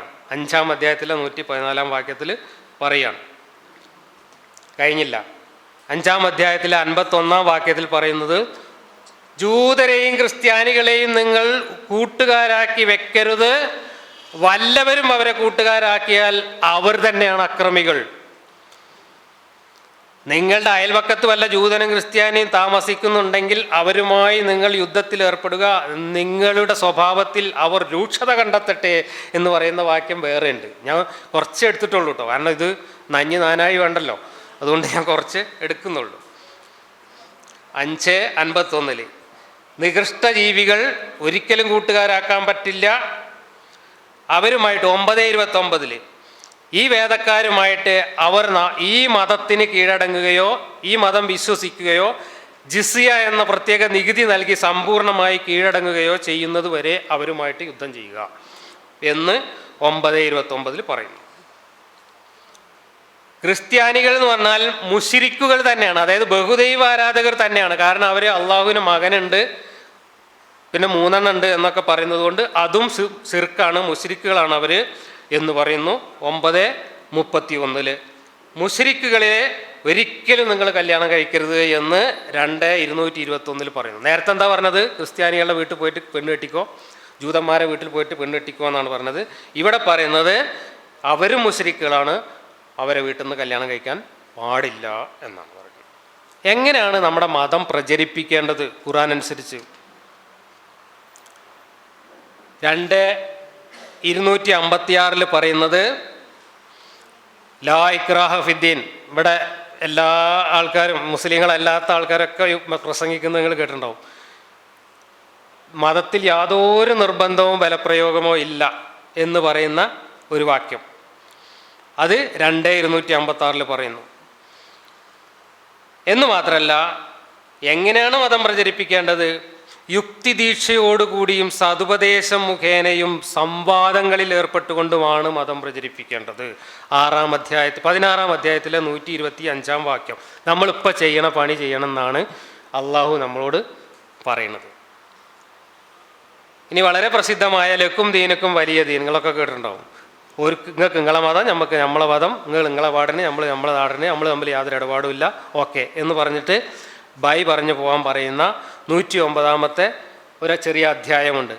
ഈ അധ്യായത്തിൽ 109-ാമത്തെ അധ്യായത്തിലെ 6-ാമത്തെ വാക്യമാണ് നിങ്ങൾക്ക് നിങ്ങളെ മതം, നമുക്ക് നമ്മളെ മതം, നമ്മൾ തമ്മിൽ ഒരു പ്രശ്നമില്ല എന്ന് പറയുന്നത്. അതവിടെ കഴിഞ്ഞു. ഇനി 9:29 വരുമ്പോൾ എന്താ പറയുന്നത്?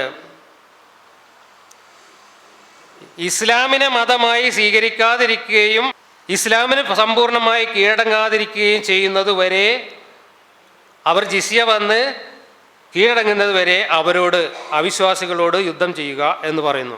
ഇവിടെ ഗാന്ധിസം വിട്ട് ഹിറ്റ്ലറിസത്തിലേക്ക് അള്ളാഹു കാലുമാറുന്നതാണ് നമ്മൾ കാണുന്നത്. ഇനി 8:39 പറയുന്നു ഫിത്ന അവസാനിക്കുന്നത് വരെ, ദീൻ അതായത് മതം പൂർണ്ണമായും അള്ളാഹുവിൻ്റെതാകുന്നത് വരെ യുദ്ധം ചെയ്യുക. ഫിത്ന എന്ന് പറഞ്ഞാൽ ഇപ്പോഴത്തെ പരിഭാഷകരൊക്കെ കുഴപ്പം, മർദ്ദനം എന്നൊക്കെയാണ് പറയുന്നത്. പക്ഷേ പഴയ പരിഭാഷകളിലും വിശദീകരണങ്ങളിലും മുഴുവൻ പറഞ്ഞിട്ടുള്ളത് സിർക്കും കുഫറും ആണ് ഫിത്ന എന്ന്. സിർക്ക് എന്ന് പറഞ്ഞാൽ ബഹുദൈവ വിശ്വാസം, ബഹുദൈവ ആരാധന. കുഫർ എന്ന് പറഞ്ഞാൽ അവിശ്വാസം. എന്ന് വെച്ചാൽ ഇസ്ലാമിൽ വിശ്വസിക്കാത്ത, അള്ളാഹുവിനെ ആരാധിക്കാത്ത എല്ലാവരും സിർക്കും കുഫറുമാണ് ചെയ്യുന്നത്. അതെല്ലാം ഫിത്നയാണ്. ആ ഫിത്ന അവസാനിച്ച് ദീൻ പൂർണ്ണമായും അള്ളാഹുവിൻ്റെതാകുന്നത് വരെ യുദ്ധം ചെയ്യുക. ഇതാണ് ജമാഅത്തെ ഇസ്ലാമിയുടെ ആചാര്യനായ മൗദൂദി ഈ ഖുർആൻ വാക്യം വ്യാഖ്യാനിച്ചുകൊണ്ട് വലിയ വലിയ പുസ്തകങ്ങൾ എഴുതിയത്. ഒരു മുസ്ലിമിൻ്റെ കടമ ലോകം മുഴുവൻ ഇസ്ലാമിക ഭരണത്തിന് കീഴിൽ കൊണ്ടുവരുന്നത് വരെ യുദ്ധം ചെയ്യൽ മാത്രമാണ് എന്ന് വ്യാഖ്യാനിച്ച, ഭീകരവാദത്തിൻ്റെ അടിസ്ഥാനമായി വർത്തിച്ച വാക്യമാണിത്. ഇനി മുസ്ലിമായ ഒരാളുടെ വാപ്പയും ഉമ്മയും അല്ലെങ്കിൽ സഹോദരന്മാർ മുസ്ലിങ്ങളല്ല എങ്കിൽ അവരോട് എങ്ങനെയാണ് കൈകാര്യം ചെയ്യേണ്ടത്? അവരോടുള്ള എല്ലാ ബന്ധങ്ങളും, രക്തബന്ധങ്ങളും മുറിച്ച് കളയുക എന്നാണ് ഇവിടെ പറയുന്നത്. 9:23 പറയുന്നത്. അവരുമായിട്ട് ഒരു ബന്ധവും പുലർത്താൻ പാടില്ല എന്നാണ് 9:24 പറയുന്നത്. വേറെ ചില സ്ഥലത്ത് അവരുമായിട്ട് നല്ല ബന്ധം തുടർന്ന് പോകാം എന്നും പറയുന്നുണ്ട്. അത് ഞാൻ തൽക്കാലം എടുത്തിട്ടില്ല. ഈ രണ്ട് വിഷയങ്ങൾ, ഒന്ന് എങ്ങനെയാണ് മതം പ്രചരിപ്പിക്കേണ്ടത് എന്ന വിഷയത്തിലും അന്യമതക്കാരോട് എങ്ങനെയാണ് പെരുമാറേണ്ടത് എന്ന് പറയുന്ന വിഷയത്തിലും പരസ്പര വിരുദ്ധമായ ഒരുപാട് വാക്യങ്ങൾ രണ്ട് പക്ഷത്തുമായിട്ട് ഖുർആൻ ഉടനീളം കാണാം. അപ്പോൾ ഒരു പടച്ചോന് വൈരുദ്ധ്യങ്ങളൊന്നുമില്ലാത്ത ഒരു പുസ്തകം പ്രപഞ്ചം തന്നെ ഉണ്ടാക്കുന്നതിന് മുമ്പ് അവിടെ തയ്യാറാക്കി വെച്ചിട്ട് ലോകാവസാനം വരെയുള്ള മനുഷ്യന്മാർ ഇത് നോക്കിയാണ് ജീവിക്കേണ്ടതെന്ന് പറഞ്ഞിട്ട് ഒരു കാറ്റലോഗായിട്ട് കൊടുത്തയക്കുമ്പോൾ ആ പുസ്തകത്തിൽ ഇങ്ങനെയൊക്കെ കാര്യങ്ങൾ പറഞ്ഞാൽ എന്താണ് മനുഷ്യർക്ക് അതുകൊണ്ട് ഉണ്ടാവാൻ പോകുന്ന പ്രയോജനം? നരകം നിറക്കാനുള്ള വകുപ്പ് ഉണ്ടാവും എന്ന് മാത്രമേ ഉള്ളൂ അതുകൊണ്ട് പ്രയോജനം. അത് തന്നെയാണ് സംഭവിച്ചത്. മുസ്ലിങ്ങൾ 900 ഗ്രൂപ്പുകളായിട്ട് അന്നു മുതൽ ഇന്ന് വരെയും തമ്മിലടിച്ചുകൊണ്ടിരിക്കുന്നതിൻ്റെ കാരണം ഇതാണ്. ഓരോ ഖുർആൻ വാക്യം എടുത്തിട്ട് ഒരു കൂട്ടർ ഇങ്ങനെ വ്യാഖ്യാനിക്കും, മറ്റേ കൂട്ടർ മറ്റേ വാക്യം എടുത്തിട്ട് അങ്ങനെയല്ല ഇങ്ങനെയെന്ന് പറഞ്ഞിട്ട് വ്യാഖ്യാനിക്കും. എല്ലാ വ്യാഖ്യാനക്കാരുടെയും കൂടെ ഓരോ ഗ്രൂപ്പ് ഉണ്ടാവും. അങ്ങനെ പരസ്പര വിരുദ്ധമായ കാര്യങ്ങൾ വെച്ചുകൊണ്ടാണ് പരസ്പര വിരുദ്ധമായിട്ടുള്ള ആശയങ്ങൾ. ഇവിടെ ജനാധിപത്യവും മതേതരത്വവും സർവമത സത്യവാദവും ശ്രീനാരായണ ഗുരുവിൻ്റെ ആശയങ്ങളും ഒക്കെ പറയുന്ന മുസ്ലിം പണ്ഡിതന്മാർക്ക് വേണ്ട വിഭവങ്ങൾ ഇതേ ഖുർആനിലുണ്ട്. അതേസമയത്ത് ഉസാമ ബിൻ ലാദനും കൂട്ടർക്കും അവർ ചെയ്യുന്ന കാര്യങ്ങൾക്കെല്ലാം ന്യായീകരണമായിട്ട് എടുത്ത് ചൂണ്ടിക്കാണിക്കാവുന്ന വാക്യങ്ങൾ ഇതേ ഖുർആനിലുണ്ട്. ഖുർആനിൽ വൈരുദ്ധ്യങ്ങളില്ല. വൈരുദ്ധ്യങ്ങളില്ലാത്തതുകൊണ്ട് അത് പഠിച്ചവൻ്റെ പുസ്തകമാണ്. എങ്ങനെയുണ്ട്? ആകെ മൊത്തം വൈരുദ്ധ്യങ്ങളേ ഉള്ളൂ. ഇനി എന്തുകൊണ്ടാണ് ഈ വൈരുദ്ധ്യങ്ങൾ ഉണ്ടായത്? അത് നമ്മൾ പരിശോധിക്കുകയാണെങ്കിൽ ഇവിടെ ഓരോ കാര്യങ്ങളും ഈ 23 വർഷത്തെ മുഹമ്മദ് നബിയുടെ ജീവിത സാഹചര്യങ്ങൾക്കനുസരിച്ച് അദ്ദേഹത്തിൻ്റെ മുമ്പിൽ വന്ന പ്രശ്നങ്ങൾക്കനുസരിച്ച് അദ്ദേഹം പറഞ്ഞതാണ്. അത് മനസ്സിലാവണമെന്നുണ്ടെങ്കിൽ ഈ ഖുർആനിൻ്റെ സന്ദർഭങ്ങൾ വിവരിക്കുന്ന വ്യാഖ്യാന ഗ്രന്ഥങ്ങളുണ്ട്. അസ്ബാബുൽ നുസൂൽ, സബബുൽ നുസൂൽ വിശദീകരിക്കുന്നതെന്ന് പറയും. അതായത് ഒരു വെളിപാട് എപ്പോഴാണ് ഇറങ്ങുന്നത്, ഏത് സന്ദർഭത്തിൽ ആരോട് എന്തിന് പറഞ്ഞു എന്ന് വിവരിക്കുന്ന തഫ്സീറുകളുണ്ട്. അത് നോക്കുമ്പോഴാണ് നമുക്ക് അതിൻ്റെ കാര്യം എന്താണെന്ന് പിടുത്തം കിട്ടുക. ഇപ്പം ഞാൻ ഇവിടെ സൂചിപ്പിച്ച ചില വൈരുദ്ധ്യങ്ങളുടെ തന്നെ സന്ദർഭം ഞാൻ പറയാം. അപ്പം നിങ്ങൾക്ക് കൃത്യമായിട്ട് മനസ്സിലാവും.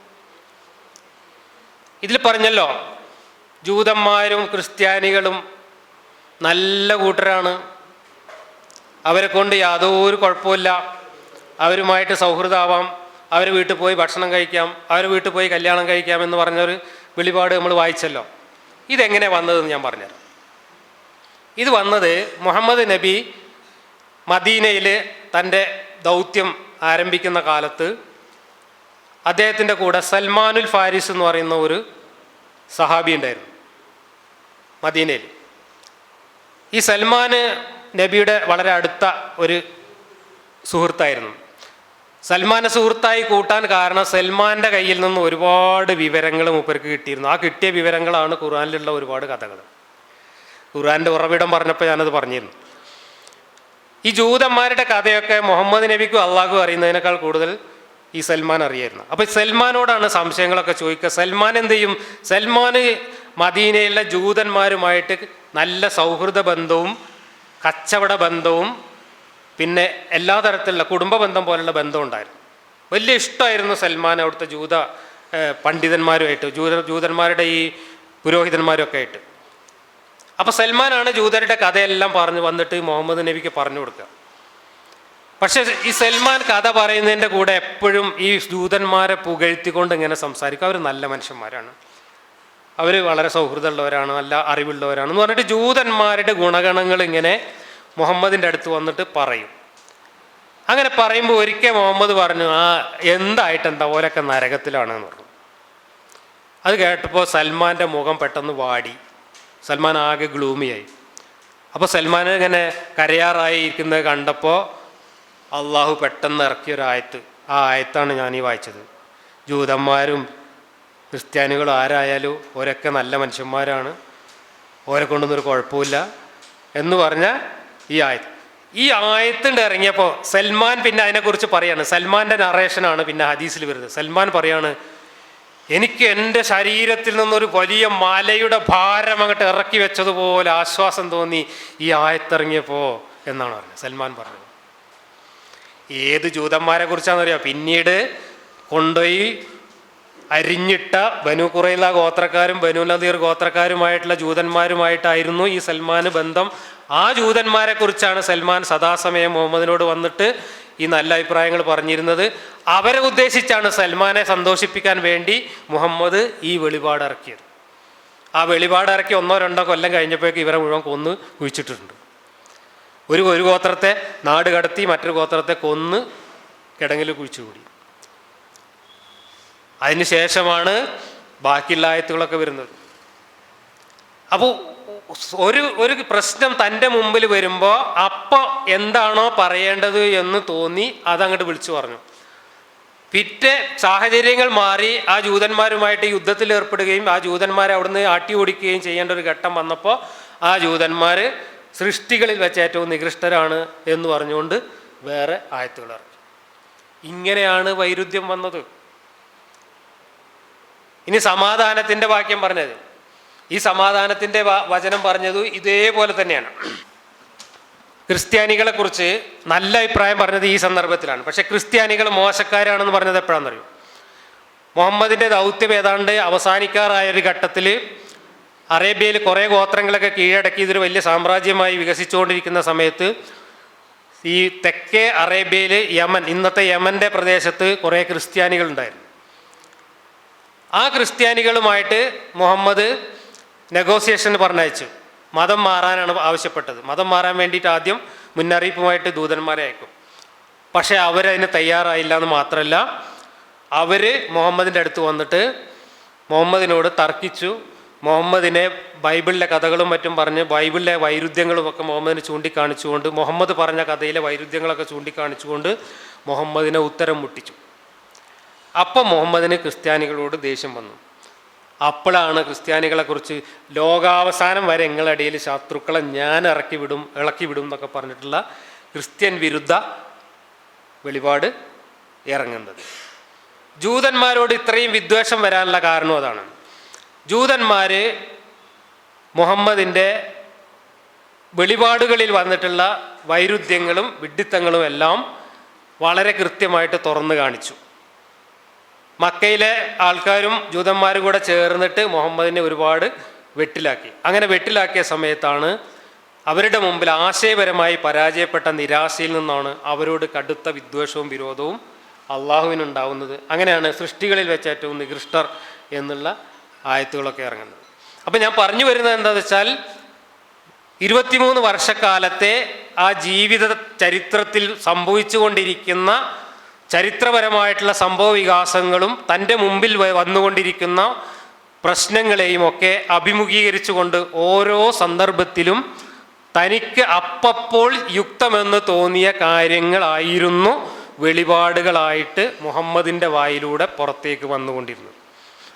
അത് മുഹമ്മദിൻ്റെ മരണശേഷം ആ വെളിപാടുകളെല്ലാം കിട്ടിയതൊക്കെ വാരിക്കൂട്ടി ഒരു ക്രമവുമില്ലാതെ തുന്നി ആരൊക്കെയോ പുസ്തകമാക്കി വെച്ച് ആ പുസ്തകമാണ് ഇന്ന് നമ്മുടെ മുമ്പിലുള്ള ഖുർആൻ എന്ന് പറയുന്നത്.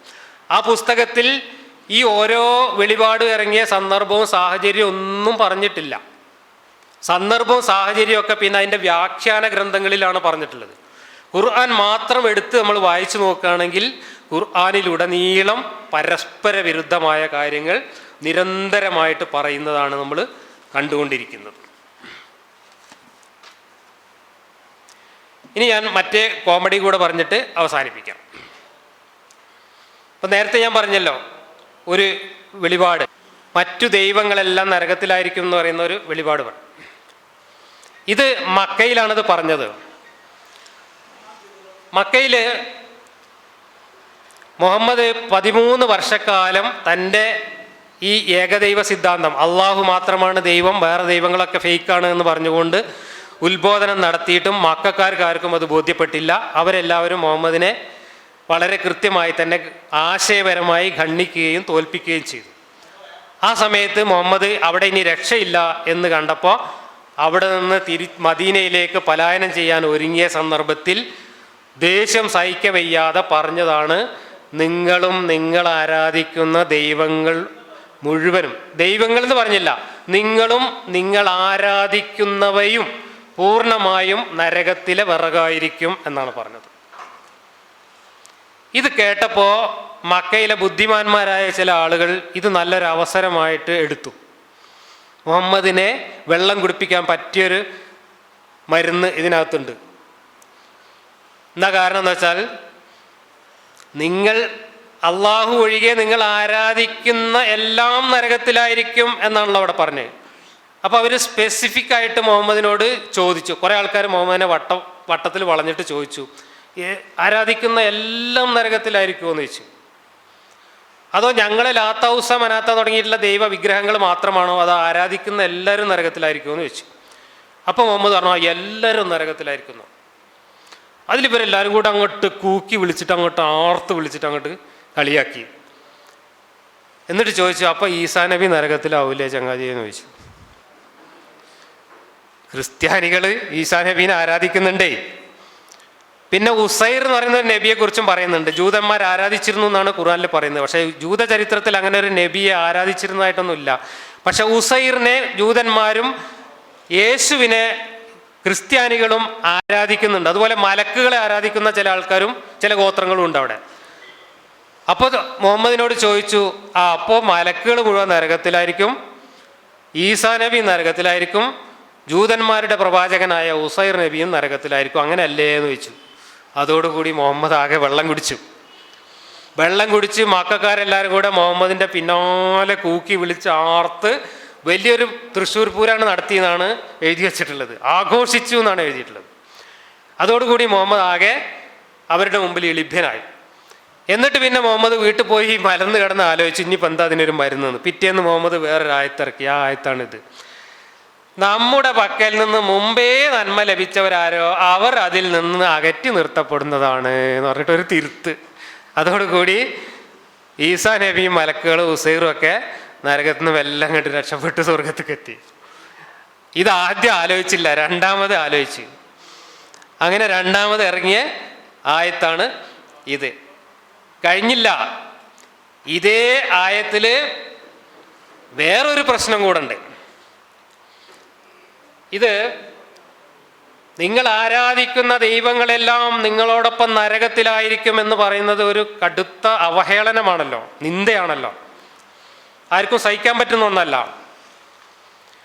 മുഹമ്മദ് ഇങ്ങനെ പറഞ്ഞപ്പോൾ, മുഹമ്മദിൻ്റെ വായിലൂടെ ഇങ്ങനെ വെളിപാട് ഇറങ്ങിയപ്പോൾ മക്കയിലുണ്ടായിരുന്ന പ്രമാണിമാരെല്ലാവരും കൂടെ മുഹമ്മദിൻ്റെ വളർത്തച്ഛനായിരുന്ന അബൂ താലിബിൻ്റെ അടുത്ത് വന്നിട്ട്, അബൂ താലിബ് മരിക്കാൻ കിടക്കുകയാണ്, മരിക്കുന്നതിന് കുറച്ച് മുമ്പാണ്, പരാതി പറഞ്ഞു. ഈ മുഹമ്മദ് വല്ലാതെ മുറത്ത് കയറി കൊത്തുന്നുണ്ട്, നമ്മളെ ദൈവങ്ങളെ നിരന്തരമായിട്ട് അവഹേളിച്ചുകൊണ്ടിരിക്കുകയാണ്. അതിന് മുമ്പ് അതിലും വലിയ അവഹേളനമൊക്കെ അവിടെ നടന്നിട്ടുണ്ട്. മക്കാബയിൽ പോയിട്ട് വിഗ്രഹങ്ങളുടെ മേലെ തലയിൽ തൂറിയൊക്കെ വരെ ചെയ്തിട്ടുണ്ട്. അപ്പോൾ ഇങ്ങനെ അവഹേളിച്ചുകൊണ്ടിരിക്കുക. ഇപ്പോൾ അതാ നമ്മളെ ദൈവങ്ങൾ നരകത്തിലായിരിക്കും എന്നൊക്കെ പറഞ്ഞിട്ട് അവൻ ഭയങ്കര തെറിയാണ് നമ്മുടെ ദൈവങ്ങളെ പറഞ്ഞുകൊണ്ടിരിക്കുന്നത്. ഇതുവരെ നമ്മൾ തിരിച്ച് ഓൻ്റെ ദൈവത്തിനെ നമ്മൾ അവഹേളിച്ചിട്ടില്ല. കാരണം നമ്മളും ആരാധിക്കുന്ന ഒരു ദൈവം തന്നെയാണല്ലോ അള്ളാഹു. പക്ഷേ ഇനി ഇങ്ങനെയാണെങ്കിൽ നമ്മൾ അതും ചെയ്യേണ്ടി വരും. ഓൻ്റെ ദൈവത്തിനെ നമുക്കും ഇതുപോലെ പറയേണ്ടി വരും.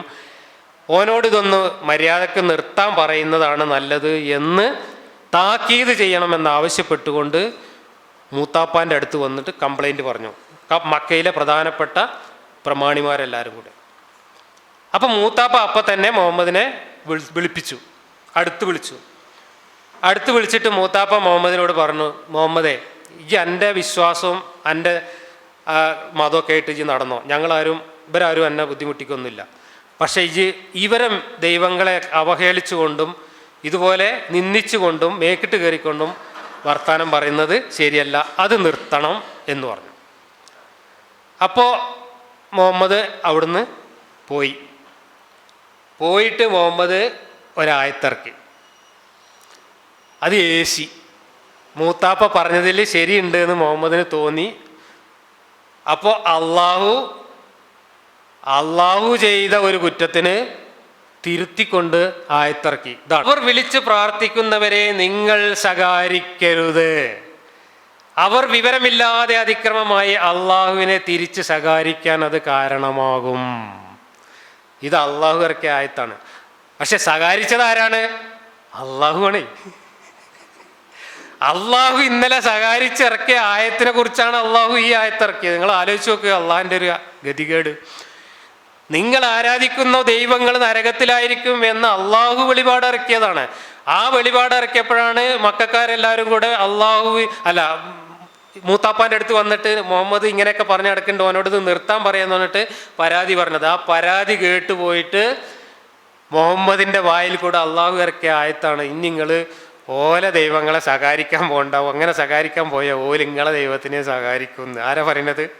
ഇന്നലെ ശകാരിച്ച നമ്മളെ ദൈവം പറയാണ്. ഇതാണ് ആയത്തിറങ്ങലിൻ്റെ തമാശ എന്ന് പറയുന്നത്. നിങ്ങൾ കോമൺ സെൻസ് ഉള്ള ആളുകൾ വിശ്വാസികൾക്കിടയിലുണ്ടെങ്കിൽ ചിന്തിക്കാൻ വേണ്ടിയിട്ടാണ് ഞാൻ പറയുന്നത്. ഒരു പടച്ചോന് ഇങ്ങനെ ഒരു ഗതികേടുണ്ടാവും. ഇപ്പം നമ്മൾക്കൊക്കെ ജീവിതത്തിൽ സംഭവിക്കും. നമ്മളിപ്പോൾ ദേഷ്യം പിടിച്ചിട്ട് ഒരാളെ തെറി പറഞ്ഞു, പിന്നെ നമ്മളെ വാപ്പയും വല്യാപ്പയൊക്കെ വിളിച്ചിട്ട് എടാ അജ്ജാ ചെയ്തത് ശരിയായില്ല, അങ്ങനെ തെറിയൊന്നും പറയാൻ പാടില്ല എന്ന് പറയുമ്പോൾ പിറ്റേന്ന് പോയിട്ട് സോറിയടാ ഞാനങ്ങനെ പറയില്ല എന്ന് പറഞ്ഞാൽ അത് മനുഷ്യനെ സംബന്ധിച്ചിടത്തോളം ഓക്കെയാണ്. പക്ഷേ സർവജ്ഞാനിയായ പടച്ചോൻ പ്രപഞ്ചം ഉണ്ടാക്കുന്നതിന് മുമ്പ് ലോകാവസാനം വരെയുള്ള മനുഷ്യന്മാർക്ക് വേണ്ടി അവിടെ തയ്യാറാക്കി വെച്ച പുസ്തകം അവിടുന്ന് 50,000 കൊല്ലം നീളമുള്ള ഒരു ദിവസം അവിടുന്ന് താഴത്തേക്ക് ജിബ്രീൽ എന്ന് പറയുന്ന മലക്ക് ഇറക്കി കൊണ്ടുവന്നിട്ട് കൊടുത്തു എന്നൊക്കെ പറയുന്ന സാധനത്തിനകത്ത് ഈ ജാതി പൊട്ടത്തരങ്ങൾ ഉണ്ടാവുമോ? എന്തായി പറയുന്നത്? ഞാനിത് പറയാൻ കാരണം ഇതാണ് ഖുർആനിൽ വൈരുദ്ധ്യങ്ങൾ വരാനുള്ള കാരണം. മുഹമ്മദിന് അപ്പോൾ തോന്നുന്ന കാര്യങ്ങൾ അദ്ദേഹം സന്ദർഭത്തിനനുസരിച്ച് വിളിച്ചു പറഞ്ഞപ്പോൾ വൈരുദ്ധ്യങ്ങൾ വന്നു. അതിൽ പലതും നാട്ടുകാർ വന്ന് തിരുത്താൻ പറഞ്ഞപ്പോൾ തിരുത്തിയതാണ്.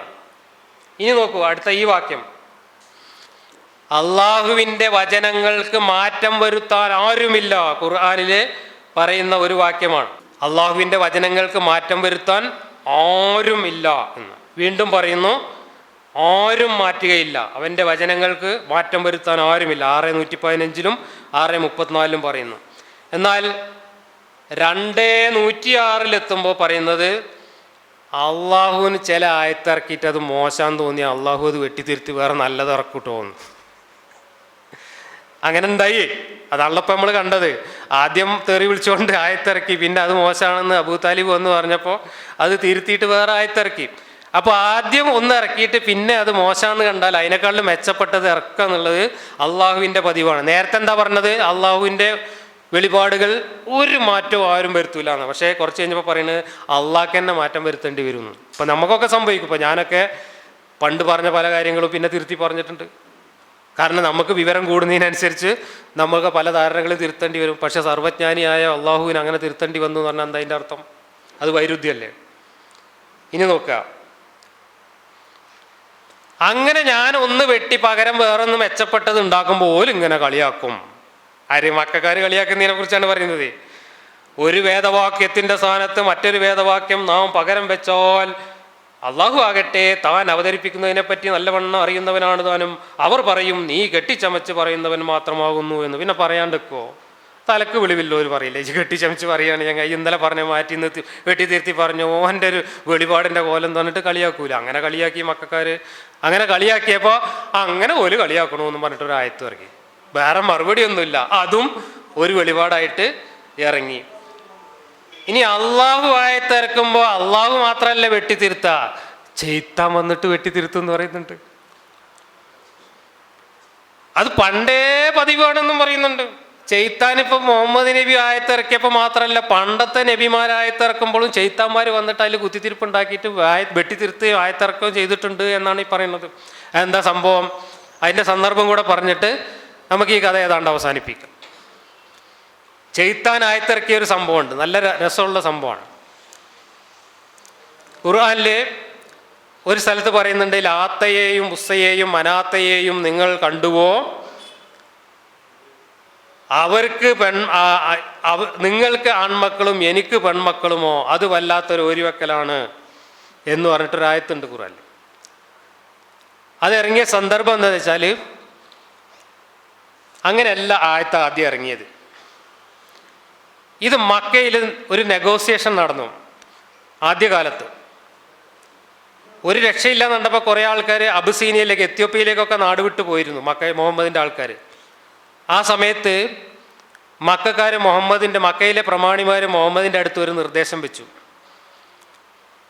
അള്ളാഹു ആണ് മുഖ്യ ദൈവം എന്നുള്ള കാര്യത്തിൽ ഞങ്ങൾക്കും തർക്കമൊന്നുമില്ല, അള്ളാഹുവിനെ ഞങ്ങളും ആരാധിക്കാം. പക്ഷേ നീ ഒരു കാര്യം ചെയ്താൽ മതി, അള്ളാഹുവിൻ്റെ അടുത്ത് പോയിട്ട് റെക്കമെൻഡ് ചെയ്യാൻ പറ്റുന്ന പ്രൈവറ്റ് സെക്രട്ടറിമാരെ പോലെ ഒരു അസിസ്റ്റൻറ്റുകളായിട്ട് നമ്മളെ ദൈവങ്ങളെ ലാത്ത ഉസ്സ മനാത്ത തുടങ്ങിയ ദൈവങ്ങളെ ഒന്ന് അംഗീകരിച്ച് തരികയാണെങ്കിൽ അള്ളാഹുവിനെ മുഖ്യ ദൈവമായിട്ട് ആരാധിക്കാൻ ഞങ്ങൾ തയ്യാറാണ്, അത് പറ്റുമോ എന്ന് ചോദിച്ചു മുഹമ്മദിനോട്. അപ്പം മുഹമ്മദ് ഇങ്ങനെ ആലോചിച്ചു, ഇതിപ്പോൾ മക്കാരെ മുഴുവൻ ഒറ്റയടിക്ക് നമ്മളെ കൂട്ടത്തിൽ കിട്ടാൻ പോവുകയാണല്ലോ, ചെറിയൊരു ആവശ്യമല്ലേ മുന്നോട്ട് വെച്ചിട്ടുള്ളൂ. ഒരു അസിസ്റ്റൻ്റായിട്ട് ഇവരെ അംഗീകരിച്ചാൽ അവരെല്ലാവരും എന്നെ നേതാവായിട്ട് എന്നെ പ്രവാചകനായിട്ട് നമുക്കിവിടെ സംഗതി കുശാലാവും എന്ന് മുഹമ്മദ് ആലോചിച്ചു. അതനുസരിച്ച് മുഹമ്മദ് ആയത്തിറക്കി. എന്താ ആയത്ത്? ലാത്തയെയും ഉസ്സയെയും മനാത്തയെയും നിങ്ങൾ കണ്ടുവോ? അവരും ഉന്നതകളായ ദേവതകൾ തന്നെയാകുന്നു, അള്ളാഹുവിങ്കിൽ ശുപാർശ ചെയ്യാൻ അവർക്കും കഴിവുണ്ട് എന്ന് പറഞ്ഞിട്ട് ഒരായത്ത് അങ്ങോട്ട് ഇറങ്ങി. ഈ ആയത്തിറങ്ങുമ്പോൾ കഅബയിലാണ്, കഅബ എന്ന് പറയുന്ന അവരുടെ ക്ഷേത്രത്തിലാണ് മുഹമ്മദ് ഉള്ളത്. എല്ലാവരും കൂടെ ഈ ക്ഷേത്രത്തിൽ നിന്ന് അള്ളാഹു അക്ബർ എന്ന് പറഞ്ഞുകൊണ്ട് അങ്ങോട്ട് സുജൂദ് ചെയ്തു, തല കുമ്പിട്ട് സുജൂദ് ചെയ്തു. അതിൽ മുഹമ്മദിൻ്റെ ഏറ്റവും വലിയ ശത്രുക്കളായിരുന്ന വലീദ് ബിൻ മുഗീറയും അബൂ സുഫിയാനും അതുപോലുള്ള പ്രമാണിമാരും ഒക്കെ ഉണ്ടായിരുന്നു. എല്ലാവരും കൂടെ സുജൂദ് ചെയ്ത് മുഹമ്മദ് നമ്മളെ ദൈവങ്ങൾ അംഗീകരിച്ചിരിക്കുന്നു എന്ന് പറഞ്ഞുകൊണ്ട് അവിടെ വലിയൊരു ഒത്തുതീർപ്പിൻ്റെ അന്തരീക്ഷം ഉണ്ടായി. അത് കഴിഞ്ഞു. ഈ വിവരം നാടാകെ പാട്ടായി. മക്കയിൽ പ്രശ്നങ്ങൾ തീർന്നിരിക്കുന്നു, മുഹമ്മദും മക്കാരും തമ്മിൽ വലിയ ഒത്തുതീർപ്പുണ്ടായിരിക്കുന്നു എന്ന് വിവരം എത്യോപ്യയിൽ വരെ എത്തി. എത്യോപ്യയിലേക്ക് പോയവരൊക്കെ തിരിച്ചു വന്നു, നാട് വിട്ട് എത്യോപ്യയിൽ പോയി തിരിച്ചു വന്നു. അവരെടുത്ത് വിവരമെത്തി അവർ തിരിച്ചു വരണം എന്നൊക്കെ പറഞ്ഞ മാസങ്ങളെടുക്കും. അത്രയും സമയം ഈ ആയത്തിറങ്ങിയത് പ്രാബല്യത്തിലുണ്ട് കേട്ടോ.